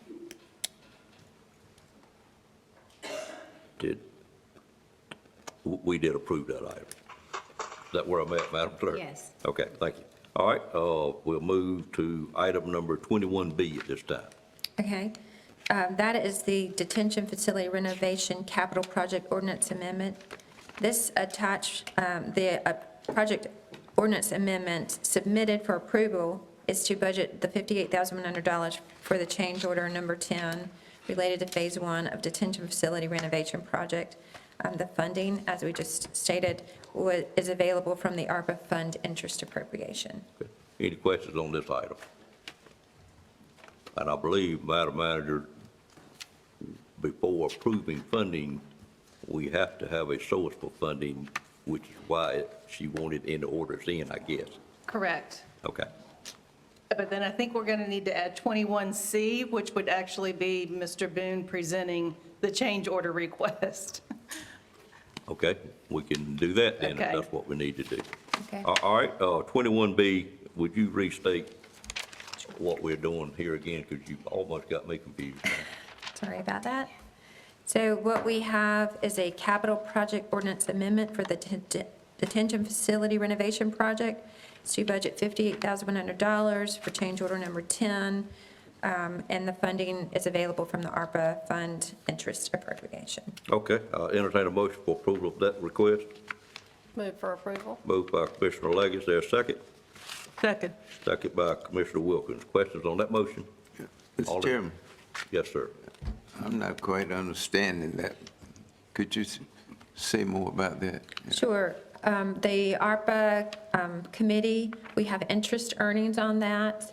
And so because they can be designated as the committee and the board approves, we would like to we have a change order for the detention facility that will be presented by Jonathan Boone.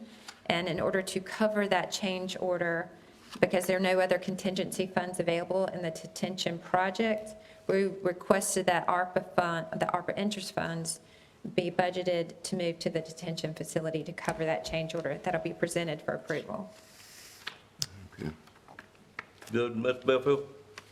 Okay. All right, what did I do? Have we approved that already? You need a motion. Nope. Okay, I entertain a motion this time. I thought you did. You had a motion, all we need to do is vote. Yeah, he just asked for her to clarify. I asked the question, but the Right. motion is already on the floor. Okay, I understand. You good? We have a motion and a second. Okay, have a motion and a second on this item. Any other questions other than Mr. Bellfield's? All in favor of the motion, let it be known by saying aye. Aye. Any opposed by a like sign, motion stands approved. Thank you. Thank you, ma'am. And now I'm going to request the board or the manager and deputy manager in sync with what we need to do next. Yes, the item number, whatever. It'd be whatever- 21C, Yes, and this is a change order. yes. Okay, I'd entertain, what we need to do now is add another agenda item, number 21C, to the agenda, and I'd entertain a motion to have approval to add that item at this time, which is a change order taking care of what we just approved funding for. So moved. Moved by Commissioner Outlaw, is there a second to that motion? Second. Second by Commissioner Wilkins. Questions on the motion? All in favor of the motion, let it be known by saying aye. Aye. Any opposed by a like sign, motion carries, and at this time, we'll go to item 21C, and I'll call on Mr. Boone to make this request. I request that we have the ARPA fund meeting before the agenda goes out the next time. Yes, I was going to say that's really what created the confusion, is the ARPA committee did not meet till Thursday, and you received your agenda on Wednesday. But this is the third step in a three-step process. First step was identify where the funding was going to come from. Second step was modify the project ordinance amendment. Third step is to give you an opportunity to use that money on this change order. And this particular change order is change order 10. Can I grab my wrong piece of paper? So excuse me. Change order 10 on the project addresses 6 particular items. You should have an itemized list in your agenda packet. The most significant of which was the installation of raceways to accommodate the tool watch system that the detention officers use at the detention facility. And basically what that is, layman's explanation, it's a badge swipe system that the officers use to record their rounds. There are certain locations in the facility that they've got to visit numerous times throughout the day, and this system is a badge swipe system that records that for them automatically, so they don't have to record that manually. And we had to go back and install some raceways in the new addition and also in the portion of the building that's being renovated. You can see that number there is $22,349.95. Another item that's included in this change order is some additional work required in the old east-west block. This is a linear cells that will be retained through the course of this project. And basically what happened is we'd requested a courtesy inspection from North Carolina Department of Health and Human Services in anticipation for their walkthrough this month, hopefully to commission Phase 1. They noted some areas of concern associated with the east-west block that we were planning to repopulate, but was not being touched by our current project. So we have added that scope of work to the contract with Daniels and Daniels so that we can get that work done now, reuse that portion of the jail that we will need to accommodate the work that is planned in Phase 2 and 3. So in the absence of this work, we would have 40 beds that we couldn't use. Really, this is what it's allowing us to do. So that work, at the request, again, the Department of Health and Human Services, $17,438.88. And then there was some additional work required with the new dumpster enclosure at the rear of the facility, and the new fenced-in area in the amount of $9,120.19. And then there were 3 additional items, miscellaneous items totaling $9,123.27. For a grand total of $58,032.29 for this particular change order. If approved, this will bring the total amount of change orders on the project to date, again, as of today, if approved, to $867,669.46, which would roughly be 5% of the contract amount. With that said, I'll be glad to answer any questions that you may have. Questions of Mr. Boone on this item? Seeing none, entertain a motion for approval of the change order request. So moved. Moved by Commissioner Outlaw, is there a second? Second. Second by Commissioner Leggett. Questions on the motion? All in favor of the motion, let it be known by saying aye. Aye. Any opposed by a like sign? Motion carries. Thank you, sir. Thank you, and thank you for your patience. Yes, sir, thank you. At request of a commissioner, I'm going to call for a 10-minute recess at this time. Mr. Chairman, Yes, ma'am. before we recess, and I'm always mindful of people's time, I just wanted to recognize State Representative Alan Chesser that's here with us today. Okay, thank you, ma'am. Thank you. Entertain, well, I don't need it. We are recessing at this time for 10 minutes at the request of a commissioner. We'll begin with item number 22, which is board appointments, and I'll call on our manager at this time to make this presentation. Good morning, ma'am. Good morning again. We have for the UNC Nash Healthcare Systems Board of Commissioners, there are 3 vacant seats on that board. UNC Nash Healthcare Board of Commissioners are requesting that the following members be added: Kristen Bramall, Tamika Gray, and Dean High, and those numbers following their names are the commissioner districts that they reside in. And ask for your approval for those. Mr. Chairman, I move for approval of the 3 nominees, Ms. Brabble, Ms. Gray, and Mr. High. All right, okay, I've got a motion on the floor for approval. Is there a second to that motion? Second. Second by Commissioner Combs and Commissioner Outlaw at the same time. District 6, I don't have my notes with me. Are you where you wanted to be? Yes, I'm Okay. where I want it to be, and if it's appropriate, I just want to let the board know that Tamika Gray, she is currently the town clerk of Whitakers, has an associate's degree in business administration and a bachelor's from ECU, and is currently enrolled in a master's degree program at Wesleyan.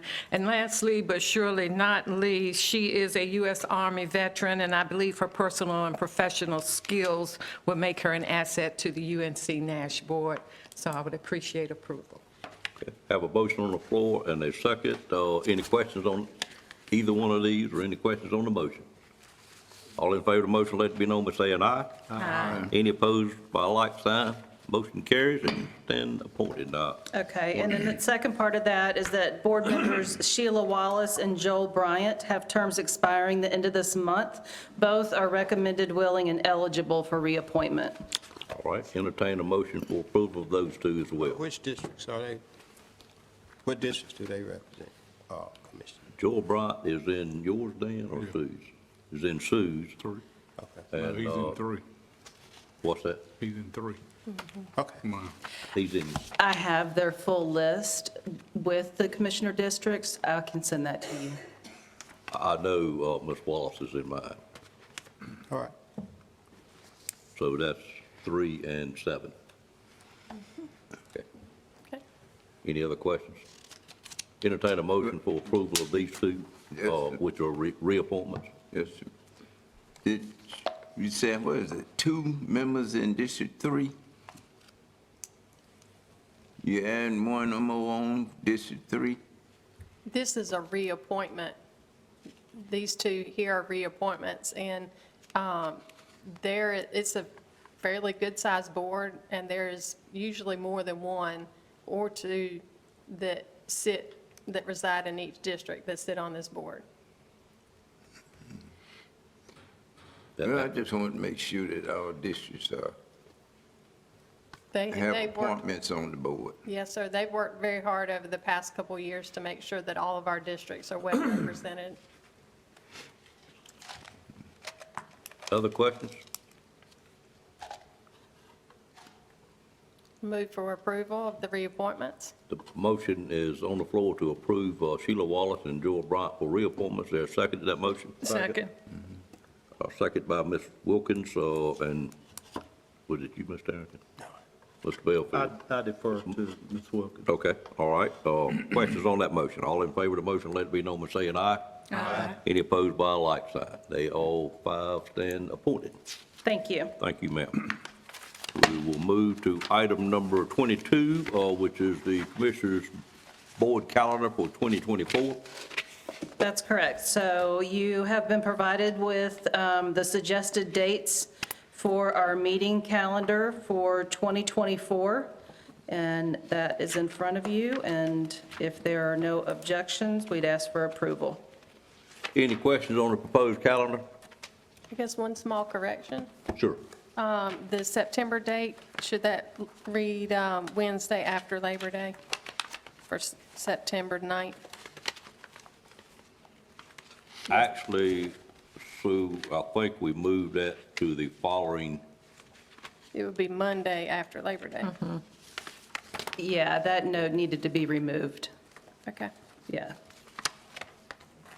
oh, the note needs to be removed. Yes, I Okay, got it. apologize. I got you. I got it.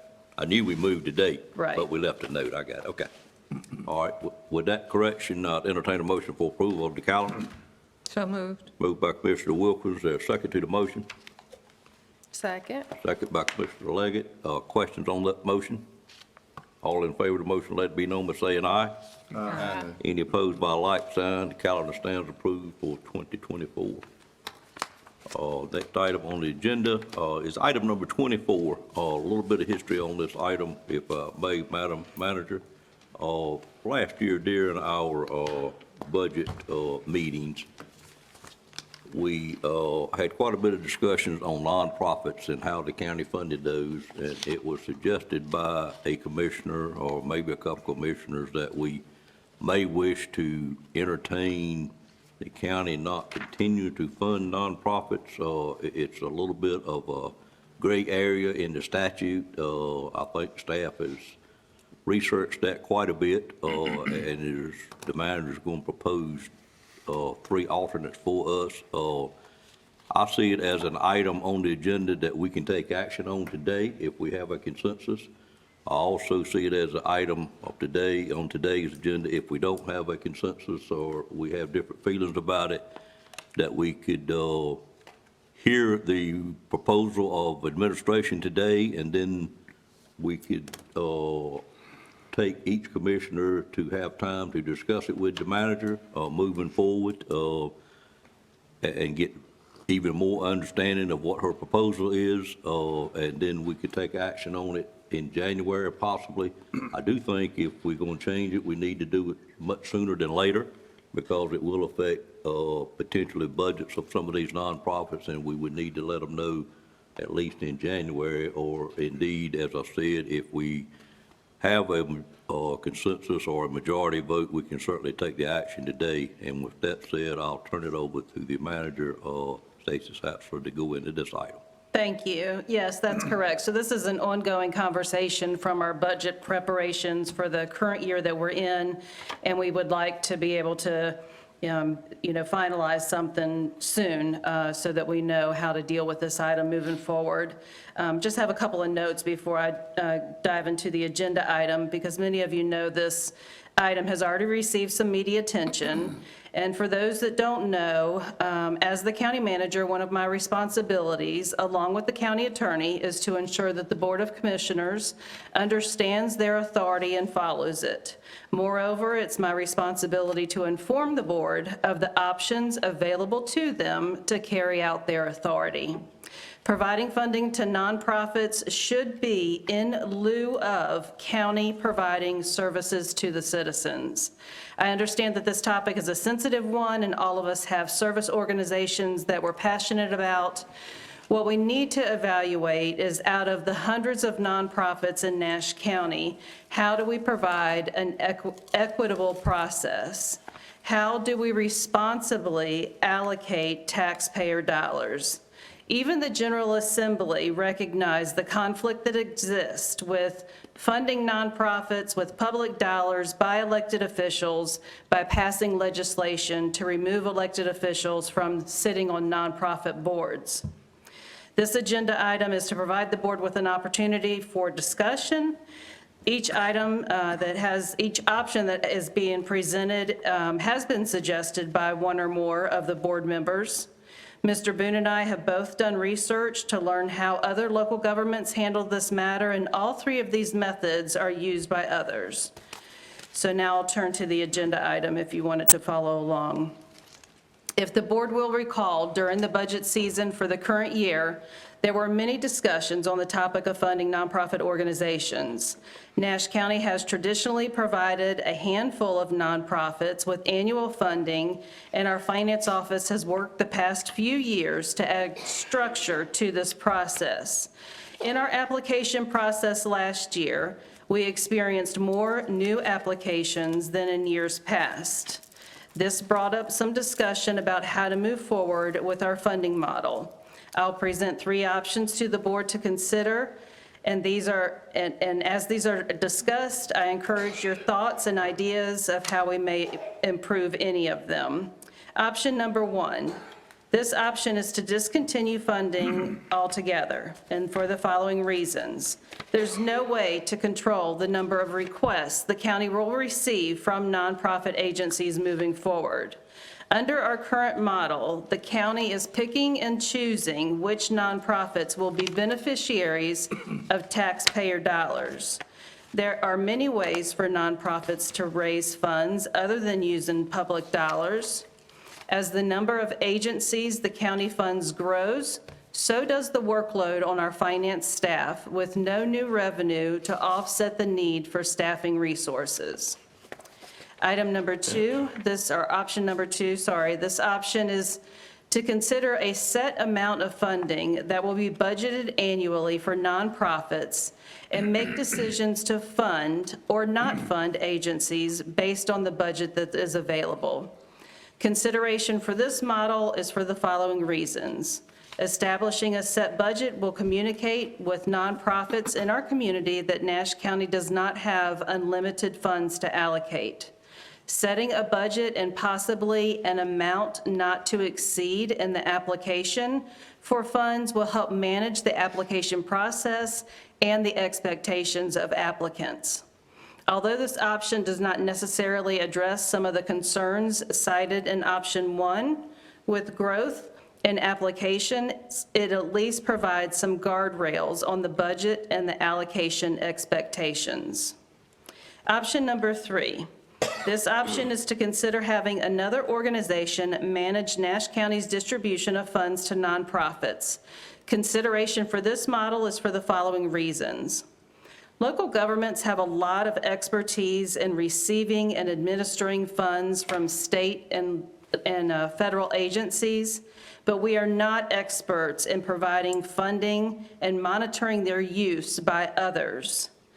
We have discussed this model with the United Way Tar River region and have learned that there are other local governments in North Carolina that use their local United Way to administer funds to nonprofits. United Way employs a thorough vetting process for distributing funds, along with administrative follow-up to ensure proper use of funds. It would also be recommended that this option have a set budget amount so that both Nash County and the United Way can plan annually. With this option, some consideration would need to be made for paying for the cost of United Way administering these funds, understanding that the trade-off for those costs is staff time and workload improvements. These are 3 models for the board to consider, and if there are suggestions for changes or modifications, those ideas are welcome. Staff have researched this matter, and there are other local governments in North Carolina which are operating by employing each of these 3 models.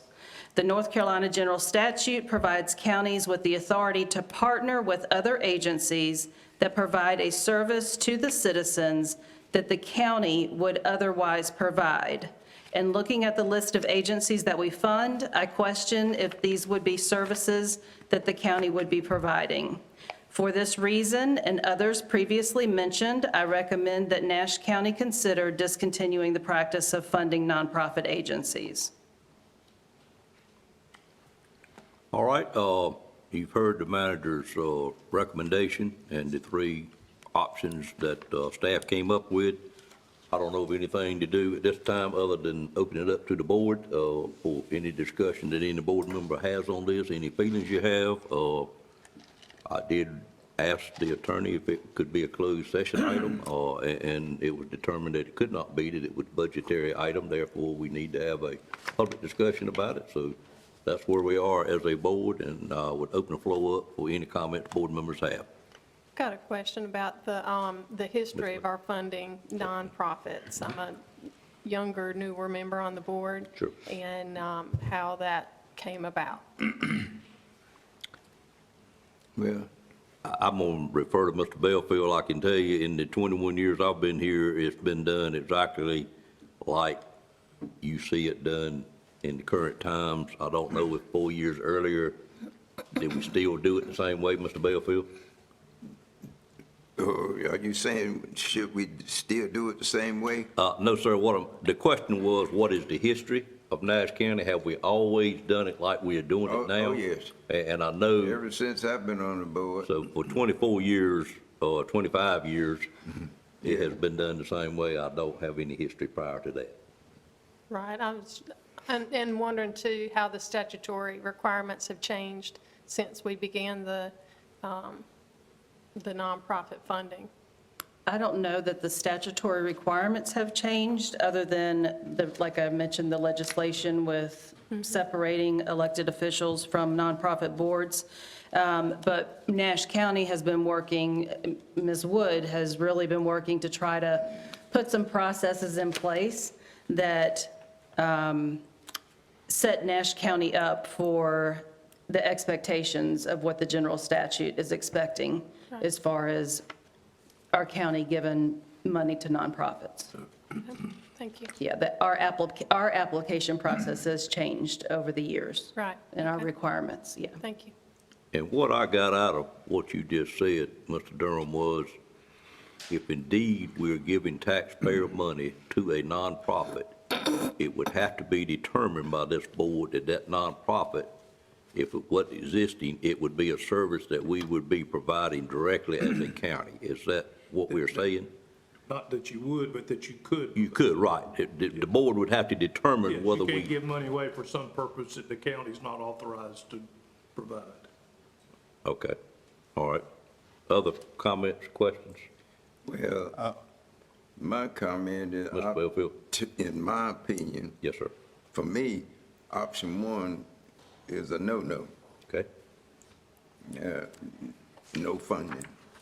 Or just get out of it. Right. I think that would be a bad mark for Nash County, that we don't try to assist nonprofits who are making an impact in the county with the citizens. All right. Point well taken. Other comments? Well, Mr. Arrington? you know, I don't have a problem with helping nonprofit organizations. Like I said, the General Assembly took us off all the nonprofit boards that might receive money.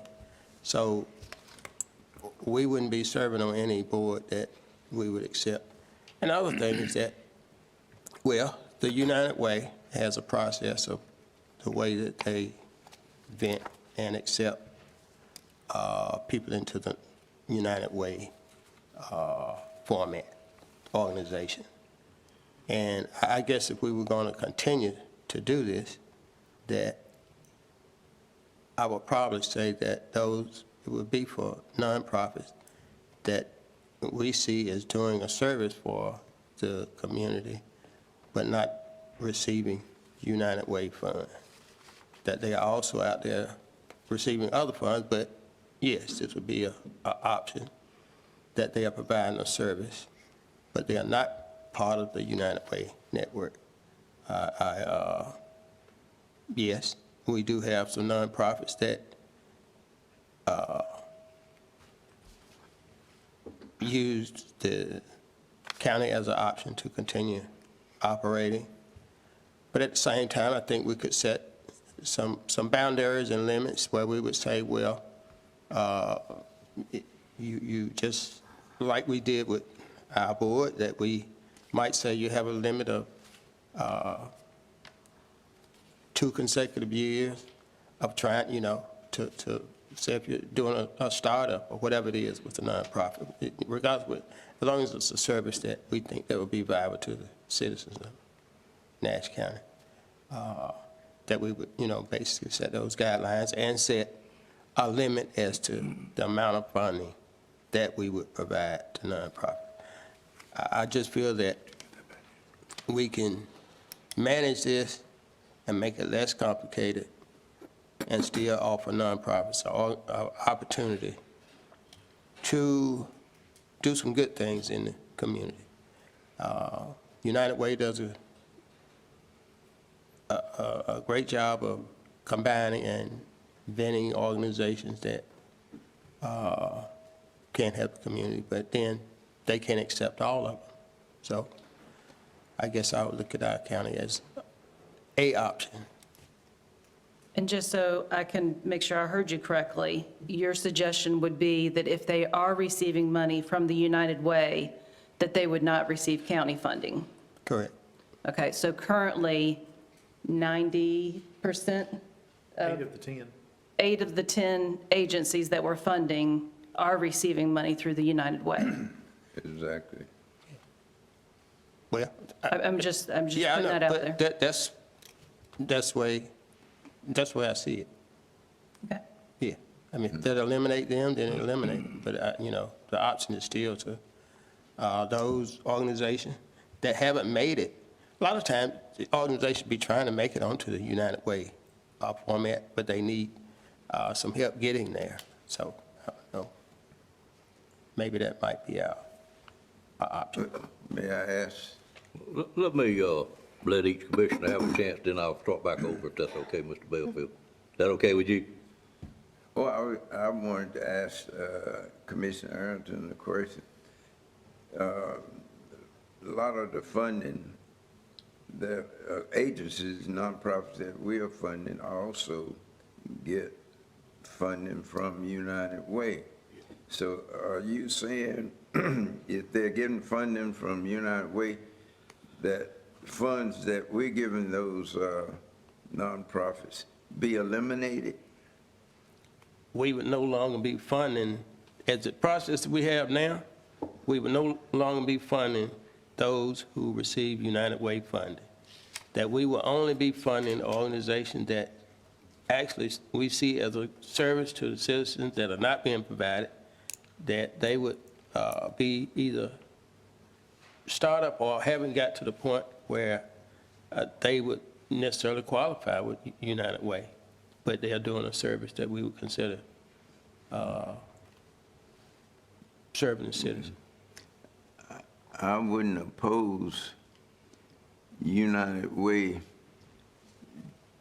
taking the process of funding, but I would think that if we're going with the way of United Way, we should have set in our budget a certain amount of money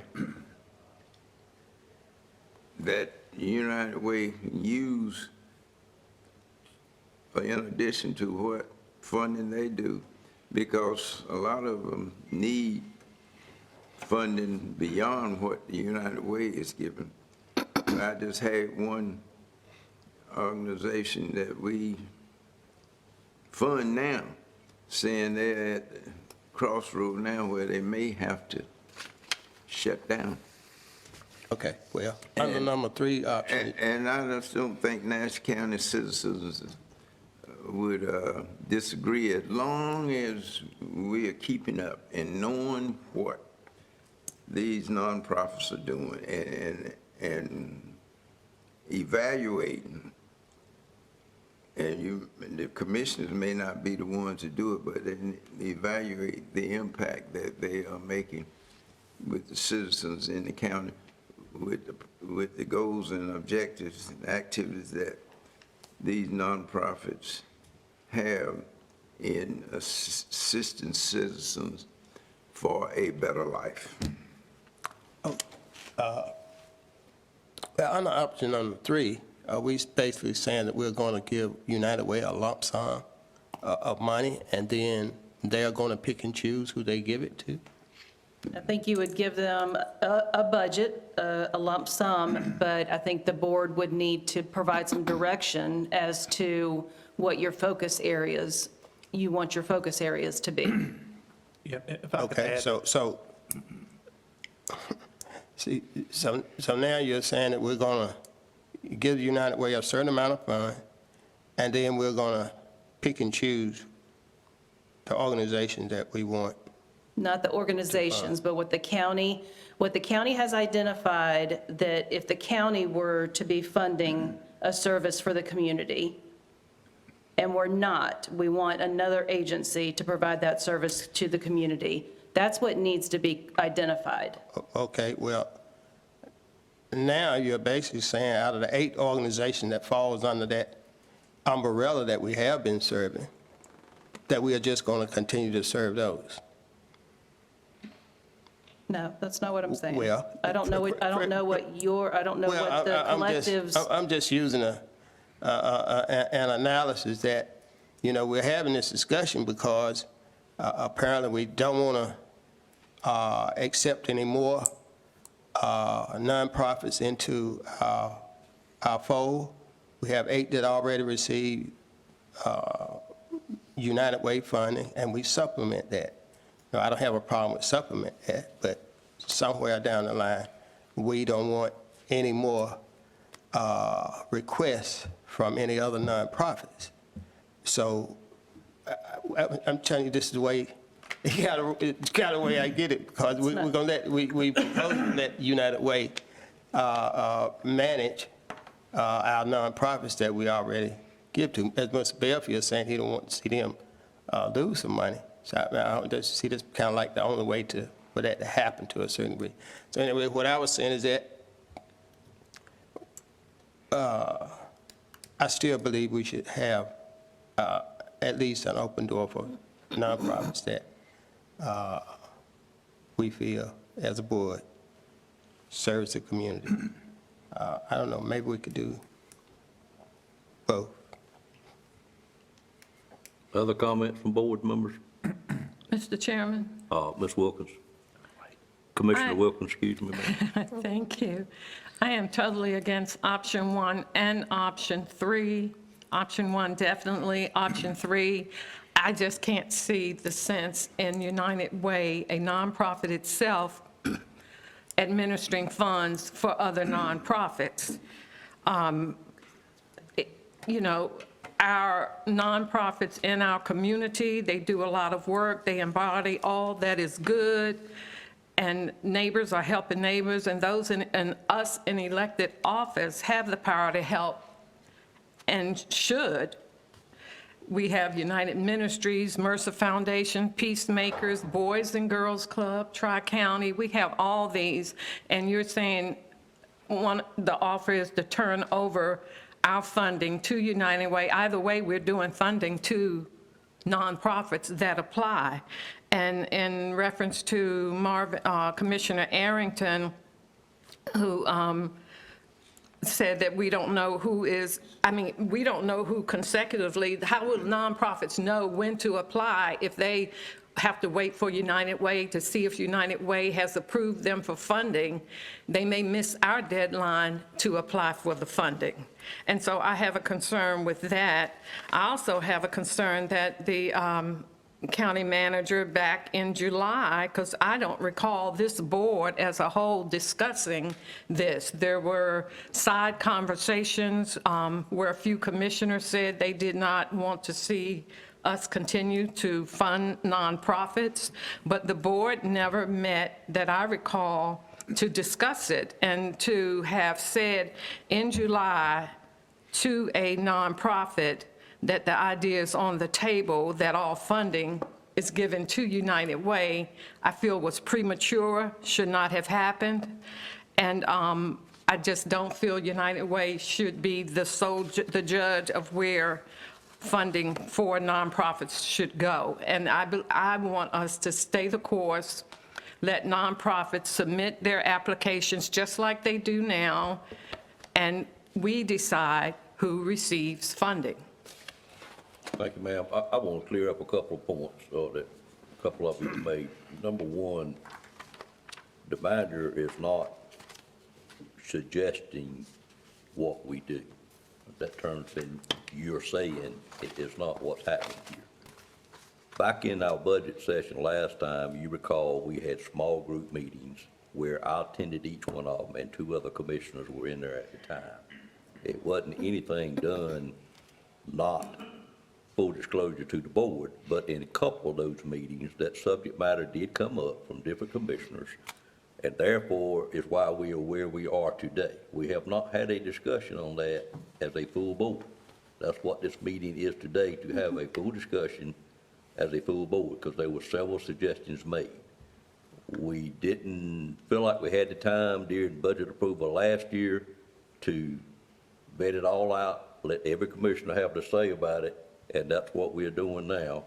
It was also said by myself in those couple of meetings that if indeed we're going to change it, we need to do it sooner than later, like no later than December, and now we're no later than January, because we owe these people a change in a policy. My third comment is going to be, what does the general statute say? And I've asked staff to research that, and they have told us, I think, without a doubt, what it says. And what I got out of it, y'all may have gotten something different. And my concern with leaving it like it is what the statute says, we can give taxpayers money to a nonprofit if we say that if they didn't get nonprofit money and we didn't do it that way, we are prepared to take it on as a county function, which means it's got to be a new department or it's got to fit under one of our existing departments. So to leave it like it is, we're going to continue to get requests that, to me, is not going to meet that criteria of what the statute says. So that's my concern, and we must be prepared to follow the statutes irregardless of our feelings on anything. I mean, that, to me, that's my number one rule, is to follow the statute. So with those couple of clarifications, I will continue the discussion. You have other comments, please bring them forward. I just have a question with what you just said. You said the statute, and you all just said this has been going on for 20-plus years, that the county has done it this way. Has the General Assembly recently changed the statute? I don't think we have that answer. I think what we have been doing is violating the statute. It appears like. For 20-plus years, and now all of a sudden, we found this statute, and we want to stop nonprofit funding. I'm not looking at history. I'm looking at the understanding of what the statute says. In my opinion, this board needs to follow what our attorneys tell us the statute says. Okay. I mean, we can't correct, and yes, I've been wrong. If that's indeed where we're at, I voted on it 21 times already in violation of the statute, apparently. But of course, I did it unknowing, but that doesn't make it right. And once you know what the statute says, I think you're compelled to follow it. Your oath says you will follow it. So that's where I'm a little bit. Mr. Chairman, there's no statute that says what we're all saying. It's basically been common law, court interpretations, and school of government interpretations. Well, I'm using the word statute. Yeah. If that's the wrong word to use, what should I use? The law says? Well, if we spend money, we have to spend it on public purposes. Right. And the question is, are these public purposes that the county could also spend its own personal money on? Mm-hmm. So that's the rule. But social services is mighty broad, and that's what a lot of nonprofits fall within social services. So it's easy to justify what we've been doing for 20 years as being allowable and proper. Mr. Chairman. I need to digest what he said a little bit better, then I'll come back to you, sir. Jonathan, you researched it more than I did. Do you disagree? No, I don't disagree at all. And I think what we're discussing, at least with option 3, and whether some third party, and we keep saying United Way, any third party. But in the case of United Way, I certainly can speak a little more intelligently in that they have a fairly robust process. And what I think option 3 is attempting to get at is if we're able to use a third party that has a more robust process and has a system by which they evaluate nonprofits and the delivery of service and measures of effectiveness and track that over time, then we're complying with the spirit of the law or common practice. So first is, are we giving money away to nonprofits that are providing service that we're authorized to provide? And then to what degree are we making sure that the money we provide is achieving the objectives that we're saying we're trying to achieve? And that's really what a third party could help bring to the process. Whether the board decides to go there or not, that's the board's discretion. But in my estimation, that is what this third option is attempting to get at, is look at someone who does this, and this is what they do. They think, live, and breathe this stuff. And they deal with nonprofits, and they can provide an additional level of accountability that the county would be challenged to provide where we sit today. Now, could we additional staff in finance or some other department to provide that additional level of oversight? Absolutely, we could do that. We could replicate what a third party could provide, but the question, at least in option 3, is that something we want to do, or do we want to leverage the expertise we have in the community through some other third party? Again, United Way was mentioned, it could be somebody else, but I can tell you United Way has a fairly robust process that they use to go through this. And then the other thing I would say, if we choose option 3, again, whether it's United Way or somebody else, I would think, and certainly in talking with the executive director of United Way, the more direction, the more guidelines, the more parameters that the county could provide in terms of how they want that money spent or how they want that money allocated, areas of emphasis or focus, that is going to be more helpful. You can provide more or you can provide less. There's models for that as well. United Way has found that out in other communities. There's some communities that give them the money and they allow the United Way to allocate it any way they so choose, as long as it meets their guidelines and parameters. And there are others that are more specific. An example in our current list of recipients is Nash Arts. Nash Arts is not a United Way community partner. They focus on 3 areas: health, education, and income independence. You don't hear anything about art. But if the county were to decide to proceed with option 3 and it be another third party, and if that third party were United Way, they would need, and I say they, that third party, would need to create a separate process, not replicate their current process, create a separate process that complies with the guidelines that the county sets when it writes that check. And you can be, again, you could be as descriptive as you want to, or you can make it as open-ended as you want to. But either way, they would need to create a process that would meet the county's objectives that are attached to that funding. Mr. Durham, in our instruction and where I get my thoughts from, it says the North Carolina General Statute provides counties with the authority to partner with other agencies that provide a service to the citizens that the county would otherwise provide. So does that statement need to be corrected, or is that statement true? I think that statement's correct. Well, But I mean, what he said had nothing to do with what I was trying to say. Right, you We're said- totally coming about it from different standpoints. But what I get out of that personally is that the statute, general statute says that we can do what we are doing as long as we as a board determine that that is a service. That's not true. The board doesn't have, you just have to decide that you are able to provide that service under North Carolina law. That provide a service to the citizens that the county would otherwise provide. Could provide. Whatever you're reading, says, I don't totally agree with that. Okay, all right. Other comments? That's one more. Even with option 3, what Mr. Boone had explained is that organizations, say if the United Way take on this, that basically what we're basically saying to a certain degree is that the same organization that would request that they were coming to us directly, that they would have to go through United Way and make application, even though they are not part of the United Way, and whether within our stipulations, whether we would have an exemption or something that they could apply for our funds within the United Way, even though they're not part of the United Way system, but they would still meet certain guidelines that we want. I mean, that's part of what I kind of hear. They would create Or a that process should be the- based on the or that should be the guidelines that option. you provide. It would not have to be United Way community partner. The commissioners would decide the parameters for any third party. I know we keep saying United Way, it doesn't have to be United Way, any third party, that they would need to create a process that would comply with the guidelines that the Yeah, commissioners so- establish. Right, so otherwise you just gonna have them as a managing, That's correct. That's effectively what you're doing. You're outsourcing that work. but anyway.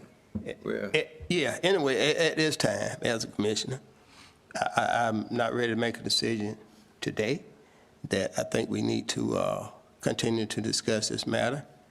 And I don't know whether it should happen this year, or maybe we should give a one-year moratorium and go from there. All right. Mr. Chairman. Let me see, I've got 3 commissioners that haven't spoken. Ms. Leggett, you have anything you want to add? Well, I think that as. I think you have spoken, I'm sorry. Mr. Combs, you have anything you want to add? Not specifically, I'm just about to say that I think we need to table this for further thought. I kind of agree with Mr. Arrington. We're not going to meet an agreement today. Mr. Outlaw? Well, we're certainly not going to make any decisions today, but I think what Commissioner Arrington has stated is a very interesting concept. And I think that should probably be added as option 4, and it should be evaluated a little bit. Because what I thought I heard you say was that if you are currently funded by United Way, you would not be eligible for this funding. This funding, a set amount that this board would determine, would go to agencies that are trying to get started. They're new. Is that kind of what I heard?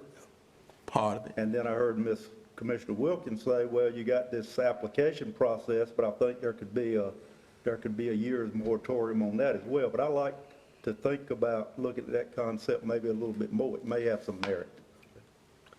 Ms. Leggett, I'm going to start back over on my left hand here. Please go ahead, ma'am. Thank you.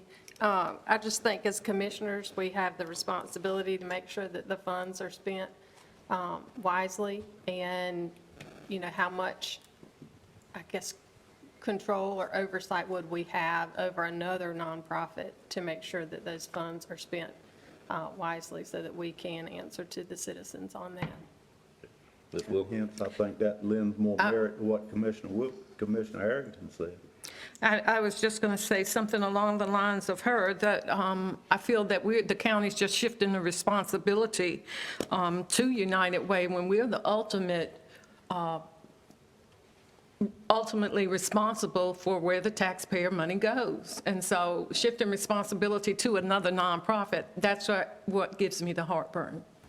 I do want to reiterate what Mr. Boone said. United Way has been used as an example of a potential agency that could do it. Mr. Combs, any other comments? Well, we're accountable to the voters, and we got to do this right if we're spending taxpayer dollars. So that's why I say we need to research this some more, make sure we're doing it right. You know, we just need to table this discussion today. I'm going, before we go, any other comments I might have, Mr. Aaron, anything else, Mr. Outlaw, anything else? Can we add that fourth option, at least evaluate that option? Thank you. Mr. Belfield?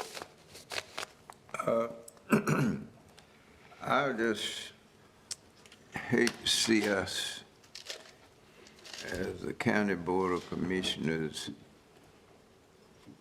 get completely out of funding nonprofits.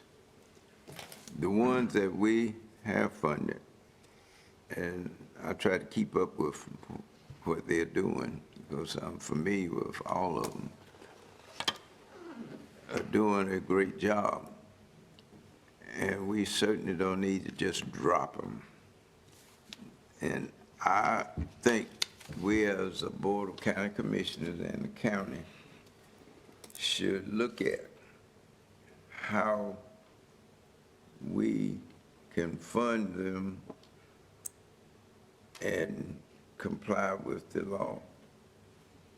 I remember when Claude Mill was chairman several years ago, he made this statement.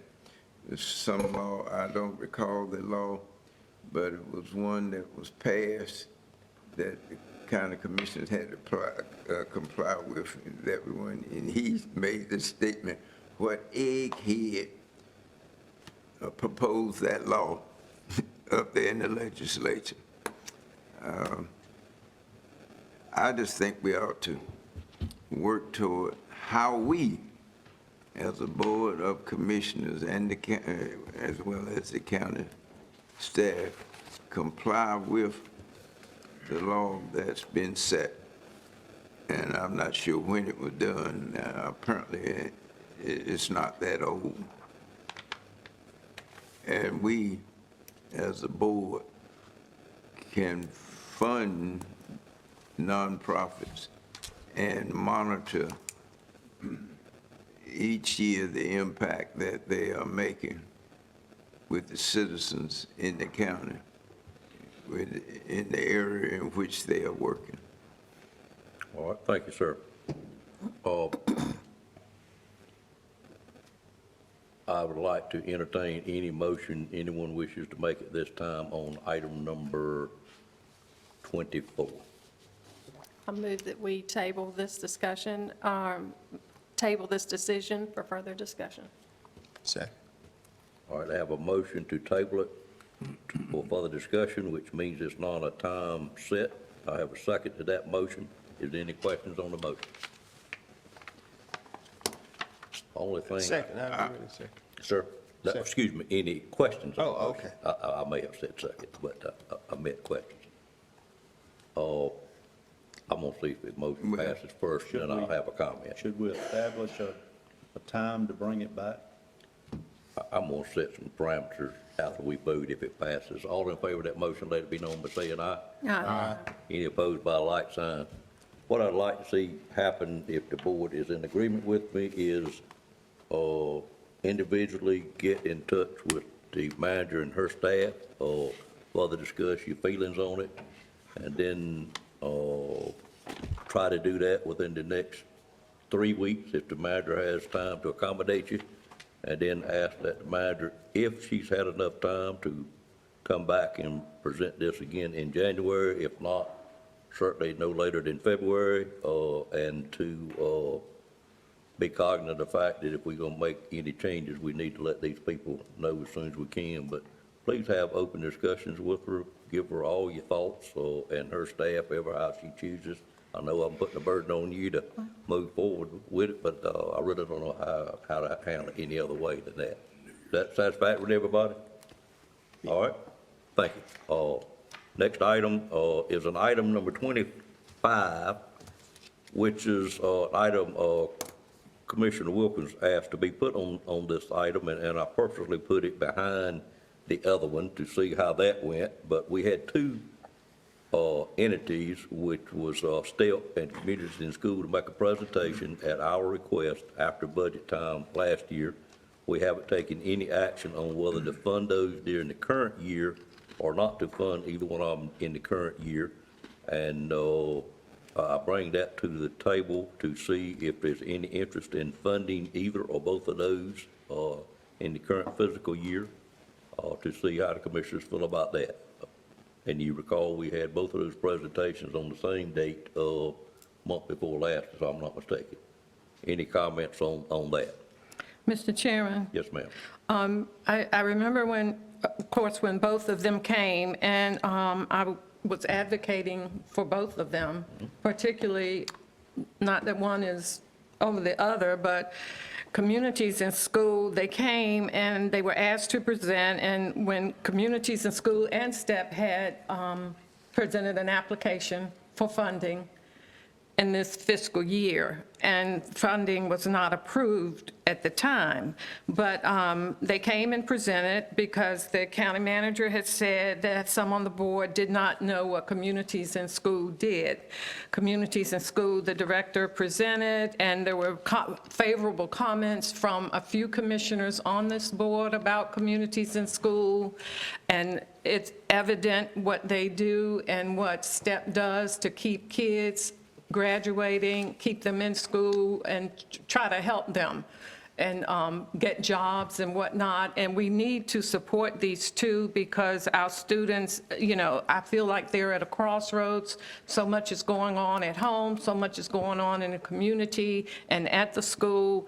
And these two organizations help provide that. And I would make an ask, if appropriate, that we give each one of them at least a third or 25,000 of what they asked for. Okay,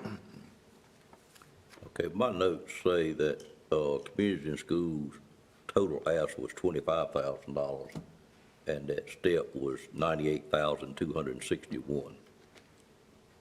Is what we have in our budget material. Somebody remember something different from that? No, I remember that, and I would very much like for Communities in School to have the 98,000, but I'm trying to negotiate here. Well, no, let me see. Communities in School was 98,261. STEP was 24,999 was the ask, is what I see. Is that correct? Yes. Okay, all right. Other comments on this item number 25? What was your asking again, Lynn? I asked for the 24,999 for STEP. And the ask was for 25 for Communities in School, but if this board would be so gracious as to entertain the 98,261 that they originally asked for, I would gladly accept a friendly amendment to that. So you're giving me that in the form of a motion? In form of a motion, yes. I have a motion on the floor. The motion is to provide 25,000 for Communities in Schools, and for round numbers, I'm gonna say 25,000 to STEP. Is there a second to that motion? That motion dies for lack of a second. Any other comments on this particular item?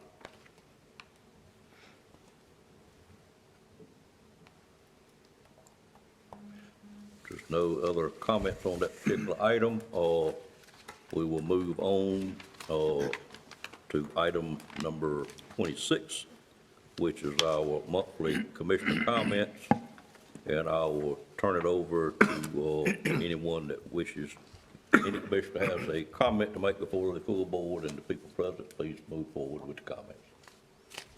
Well, Ms. Belfield.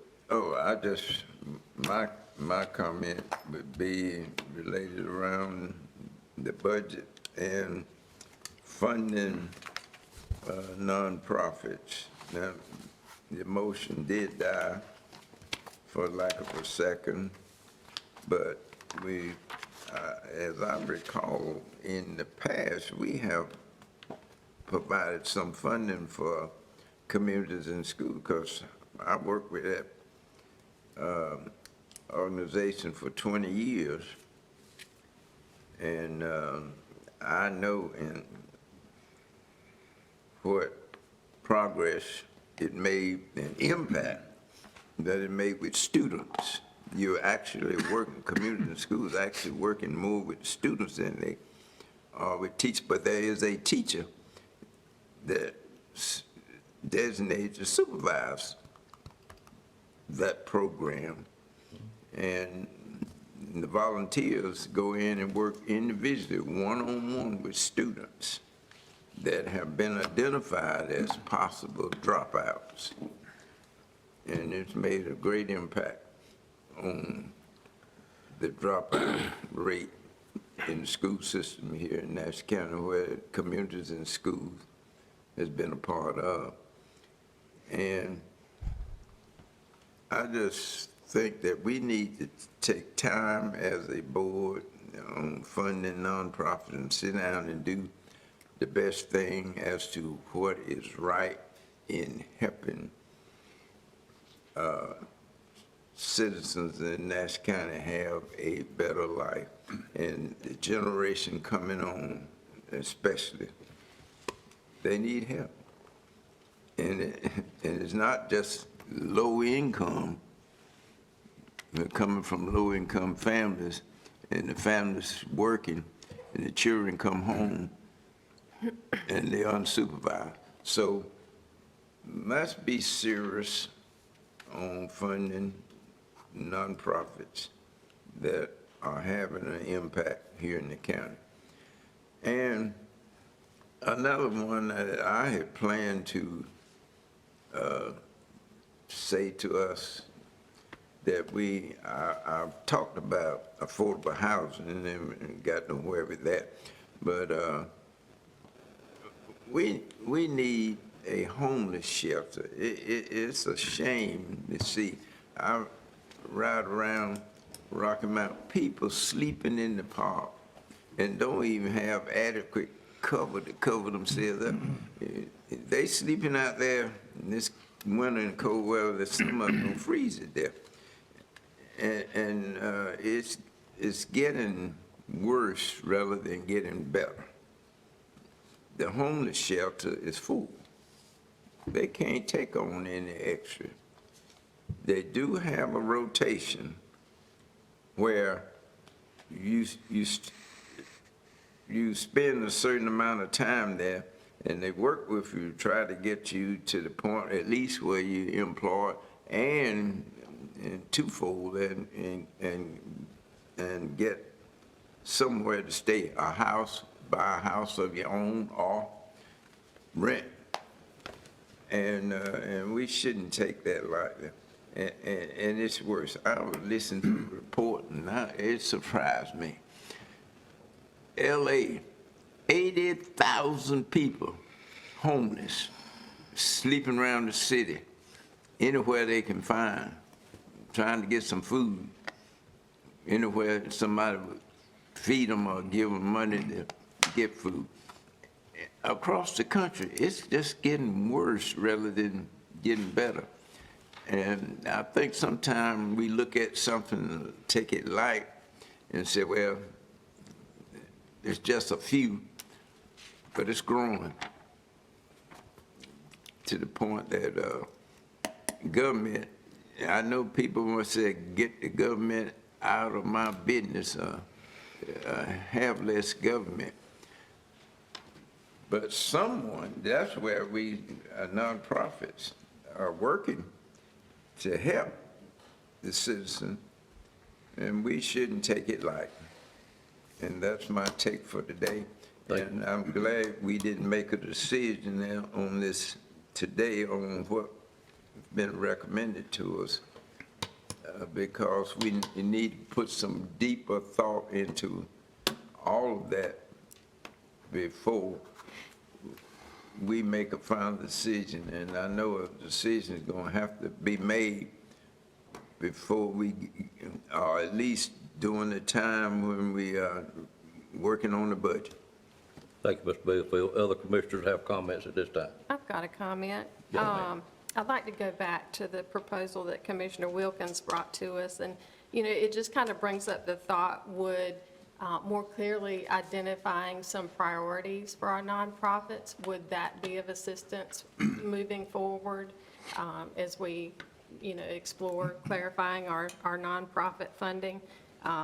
Would setting some specific priorities help us, whether it be, housing, education, what do we want to tackle? More clearly identifying some of those, I feel like would help us a lot. I hope you will relay that to the manager in your discussions with her, and I will. I'm Thank sure you. she'll bring this back an exclusive list. Other comments from commissioners? Mr. Chairman. Commissioner Wilkins. I just want to say, in regard to what Commissioner Bellfield just said, and he praised communities in school, and he knows of their good work, but yet there was an opportunity to second a motion, and so I'm a little confused as to why he didn't. And also, when I reflect back in September, he and Commissioner Outlaw applauded communities in school for everything they did. But then when they had the opportunity a few moments ago to second a motion to help, they declined. And so I'm a little confused with my fellow commissioners on where they stand, why they stand that way, and maybe we can discuss it offline. And Well, you I can don't mind making a comment. When budget time comes, yes, I'm going to go strongly that community and schools and others to be funded. Are there money appropriated wherever we put it, that communities and schools be a part of it? Thank you, Mr. Bellfield. Other commissioners have comments. Mr. Outlaw. Before I make my comment, let me pull that dart out that I just had shot at me, and I'm getting accustomed to that. But here's my comment. My wife spent about 30 years with the public school system, and during that journey, we together met a lot of wonderful people. Two such people were Robert and Marie Hines. I don't know if anybody in this room remembers Robert and Marie Hines. Commissioner Harrington does. I do. But, and thank you, Mr. Bellfield, he does as well. Robert is deceased. His widow, Marie Hines, I want to just shout out to her and recognize her and tell her that my family loves her. She's in an assisted living facility in Sanford, and she will turn 102 this weekend. God bless her. Happy birthday. Yeah, beautiful, beautiful woman. Mr. Harrington. Yeah, my comment is basically, as a commissioner, I try to serve to solve and find solutions to the problems that we have locally and in the county. And, when it comes to, well, what we just finished discussing about the nonprofits, that yes, since we raised a big question about it, we need to research and try to get it as closely right as we possibly can. And we all, as commission, we've been able to work together, and I believe and hope that we will come up with the right solution. And yes, it's election time, and I would like to say that, since I've been here, we, in my district, we still want water lines reaching our Castleberry area, the northern section, and we've been working on that very hard. And also with broadband, as told commissioners, we've been working to try to get broadband in the areas that do not have service. Again, I think the manager has done a good job as far as her budgeting process, We all try to work within that. And as we move forward, I hope that we can continue to resolve the local issues that our citizens face, and so that we all can feel comfortable here in Nash County. Thank you, sir. Anyone else have Yes, comments? sir. Commissioner Combs. You know, we talk about all these things, and my passion is public safety. Our EMS and our sheriff's department, the ones that looks after us when we have a problem. And we've talked about our salary needs for several months. I've looked at shortages at EMS. We have shortages in the sheriff's department. And today I want to recommend that we move forward in making changes in our salary needs in our public safety departments as soon as possible. I'd like to request that the manager bring the board the figures for the salary request by sheriff and EMS to be considered by our board at the next board meeting on January 8th. I think we need to see it as a board and decide what we're going to do, because, you know, I run down every day going to EMS station near me just to see who's there. And I just think we're just falling short, and we need to fix it. Any other comments from commissioners? I've got one more, well, actually two more comments to make. I'd like to reiterate what Commissioner Cone said. I know there's been significant changes in recent months that are affecting their ability to hire and retain staff, and we need to make sure that we are able to provide those services to the citizens, to the public safety services to the citizens.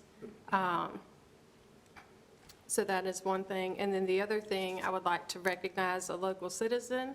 One of our local citizens from the Red Oak community, Mr. Bob Brown, was recently recognized for his longtime service to his community, specifically for his 50 years of service to the Red Oak Fire Department, and he was awarded the Order of the Longleaf Pine Award. So kudos to him, and thank you.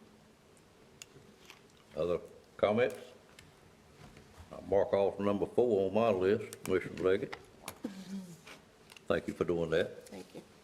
Only thing I have, a couple of things, 3 things really. I do your housing report each month. First of all, our commercial permits last month equaled $4 million worth of new construction in the commercial side, which is a pretty significant number. Granted, one of them was a governmental project that will not add to the tax base, but something that is needed in public safety as well. We had 22 new home permits pulled, which is down significantly from what it has been, but we've always experienced in the wintertime permits do drop off. It was pulled by 13 different builders for 22 permits. I'm always encouraged that we got as many builders as we have working in the county. The second thing I want to tell the commissioners, and you will receive an invitation in the next day or two in your mail, that December the 14th, Paige and I will be hosting the commissioners and the administrative executive team at our home for our Christmas gathering at 7 o'clock. Certainly invite all of you to be there. Put it on your calendars if you would. Madam is working pretty hard to make sure we'll have a good night that night, so certainly hope everybody can attend, and that's on the 14th at 7 o'clock. The last thing I have is our county attorney, Mr. Durham, and I may be stepping on your shoes, I'm not sure, but if so, we'll share. But this is his last official meeting. We discussed doing a resolution for Mr. Durham, but we decided it probably wasn't appropriate to do a resolution thanking him until he finished his task at hand. And his task ends on December the 31st, and not today. But certainly, we would like to invite you back at our meeting in January, and your family, structure, or anyone that can make it, for us to be able to present that resolution to you for your, how many years of service is it? 32. 32 years of service. Mr. Durham has chosen to retire. I still don't understand why anybody retires, but people see that different than what some of us do. But we, at this time, just going to say we appreciate all you've done. Look forward to the next 3 weeks that you'll be with us, 3.5 weeks. And we have got a list here that we're going to give you that you must clean up before you leave. There's only one thing on the list, and I won't even say what that is, but I think you know what it is. which one that is. Okay, all right. But thank you on behalf of the Thank you. board. I appreciate it. It's been a great relationship, absolutely. It's been a great relationship for me. I appreciate all the commissioners, all the managers, all the department heads and staff I've worked with over those 32 and a half years, and I've been real lucky to be able to have that job, and I'm very thankful for it. We'll give you 30 minutes to give your speech at the next meeting, extended time we normally give people. I'm a man of few words, thank you. Won't need 30. Okay, thank you, sir. With that said, I'll turn it over to the manager for item number 27, which is the manager's report. Thank you. This week is Winter Weather Preparedness Week, and Governor Roy Cooper is encouraging North Carolinians to plan and prepare now before potentially dangerous weather arrives. Recommendations are to make sure your emergency supply kits are up to date, stay informed about the weather forecasts, and review with your family your emergency plans so everyone knows where everyone will be in the case of an emergency. A reminder to the board that the Rocky Mount Area Chamber of Commerce is hosting their annual Economic Summit this Thursday, December the 7th, begin at 7:30 in the morning at the Rocky Mount Event Center. A reminder, I sent an invitation out the end of the week, but the ceremony for the commemorative courtyard plaques from Mr. Claude Mayo and Miss Mary Wells will be Wednesday, December the 13th at 2:30 in front of the administration building. And county offices will be closed Monday, Tuesday, Wednesday, the 25th through the 27th in observance of the Christmas holiday, as well as Monday, January the 1st for the New Year's holiday. And that's all I have. Okay, any questions of the manager per report? If not, I would at this time entertain a motion to go into closed session. Closed session will be for the attorney-client privilege, 2 personnel matters, and economic development update for the month. I don't anticipate any action coming out of closed session, Mr. Attorney, is that correct? That's correct. But we will come back to this location if something should need to have action taken, and to adjourn the meeting for the month of December. So this time I'd entertain a motion to go into closed session. So moved. Moved by Commissioner Wilkins. Is there a second to that motion? Second. Second by Commissioner Ayrton. Questions on the motion? All in favor of that motion, let it be known by saying aye. Aye. Any opposed by a like sign? Motion carries. And before we go into closed session, well, they're actually leaving. I wanted to thank the 2 ladies that came on behalf of United Christ Ministries this morning, but we can thank them at a later date for their interest in that. So we stand in closed session at this time, and we'll gather in the conference room behind us here. Calls back into regular session at this time, and during the closed session, we did have one item that came up that was a personnel matter that does require action to be taken in open session. And at this time, I'd like to ask the manager if she would give us a brief overview of what we covered in closed session about the sick leave policy for the county employees. Right, so yes, I asked the board to take a look at the cap that we have on sick leave that someone coming from another entity could transfer into Nash County. We currently have a cap of 400 hours that they can bring to Nash County, and I've asked the board to consider lifting that cap so that we can attract seasoned employees. There are other entities that don't have a limit, but the stipulation is they cannot start using it until after their probationary period is completed. So Nash County has a 9-month probationary period, so the ask is that the board allow us to lift that cap of 400 hours and allow employees to bring their time with them for sick leave, and they may start using it after the probationary period is successfully completed.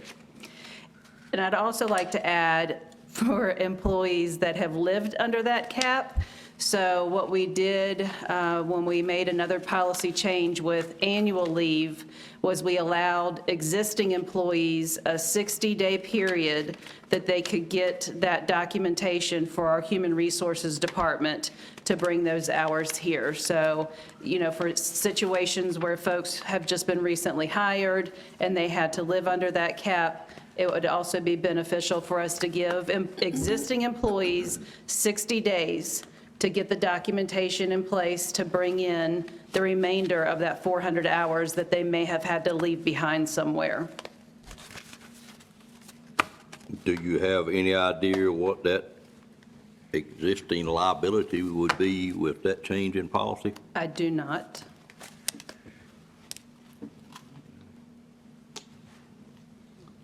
All right, you heard the request. Any questions from commissioners? I'd entertain any motion someone wishes to make at this time.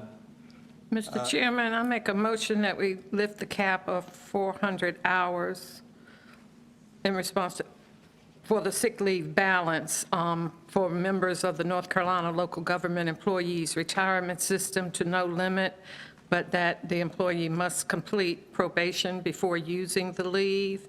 And if I have left anything out, Madam Manager, you would add. And that we may give existing employees a 60-day period to bring that time in.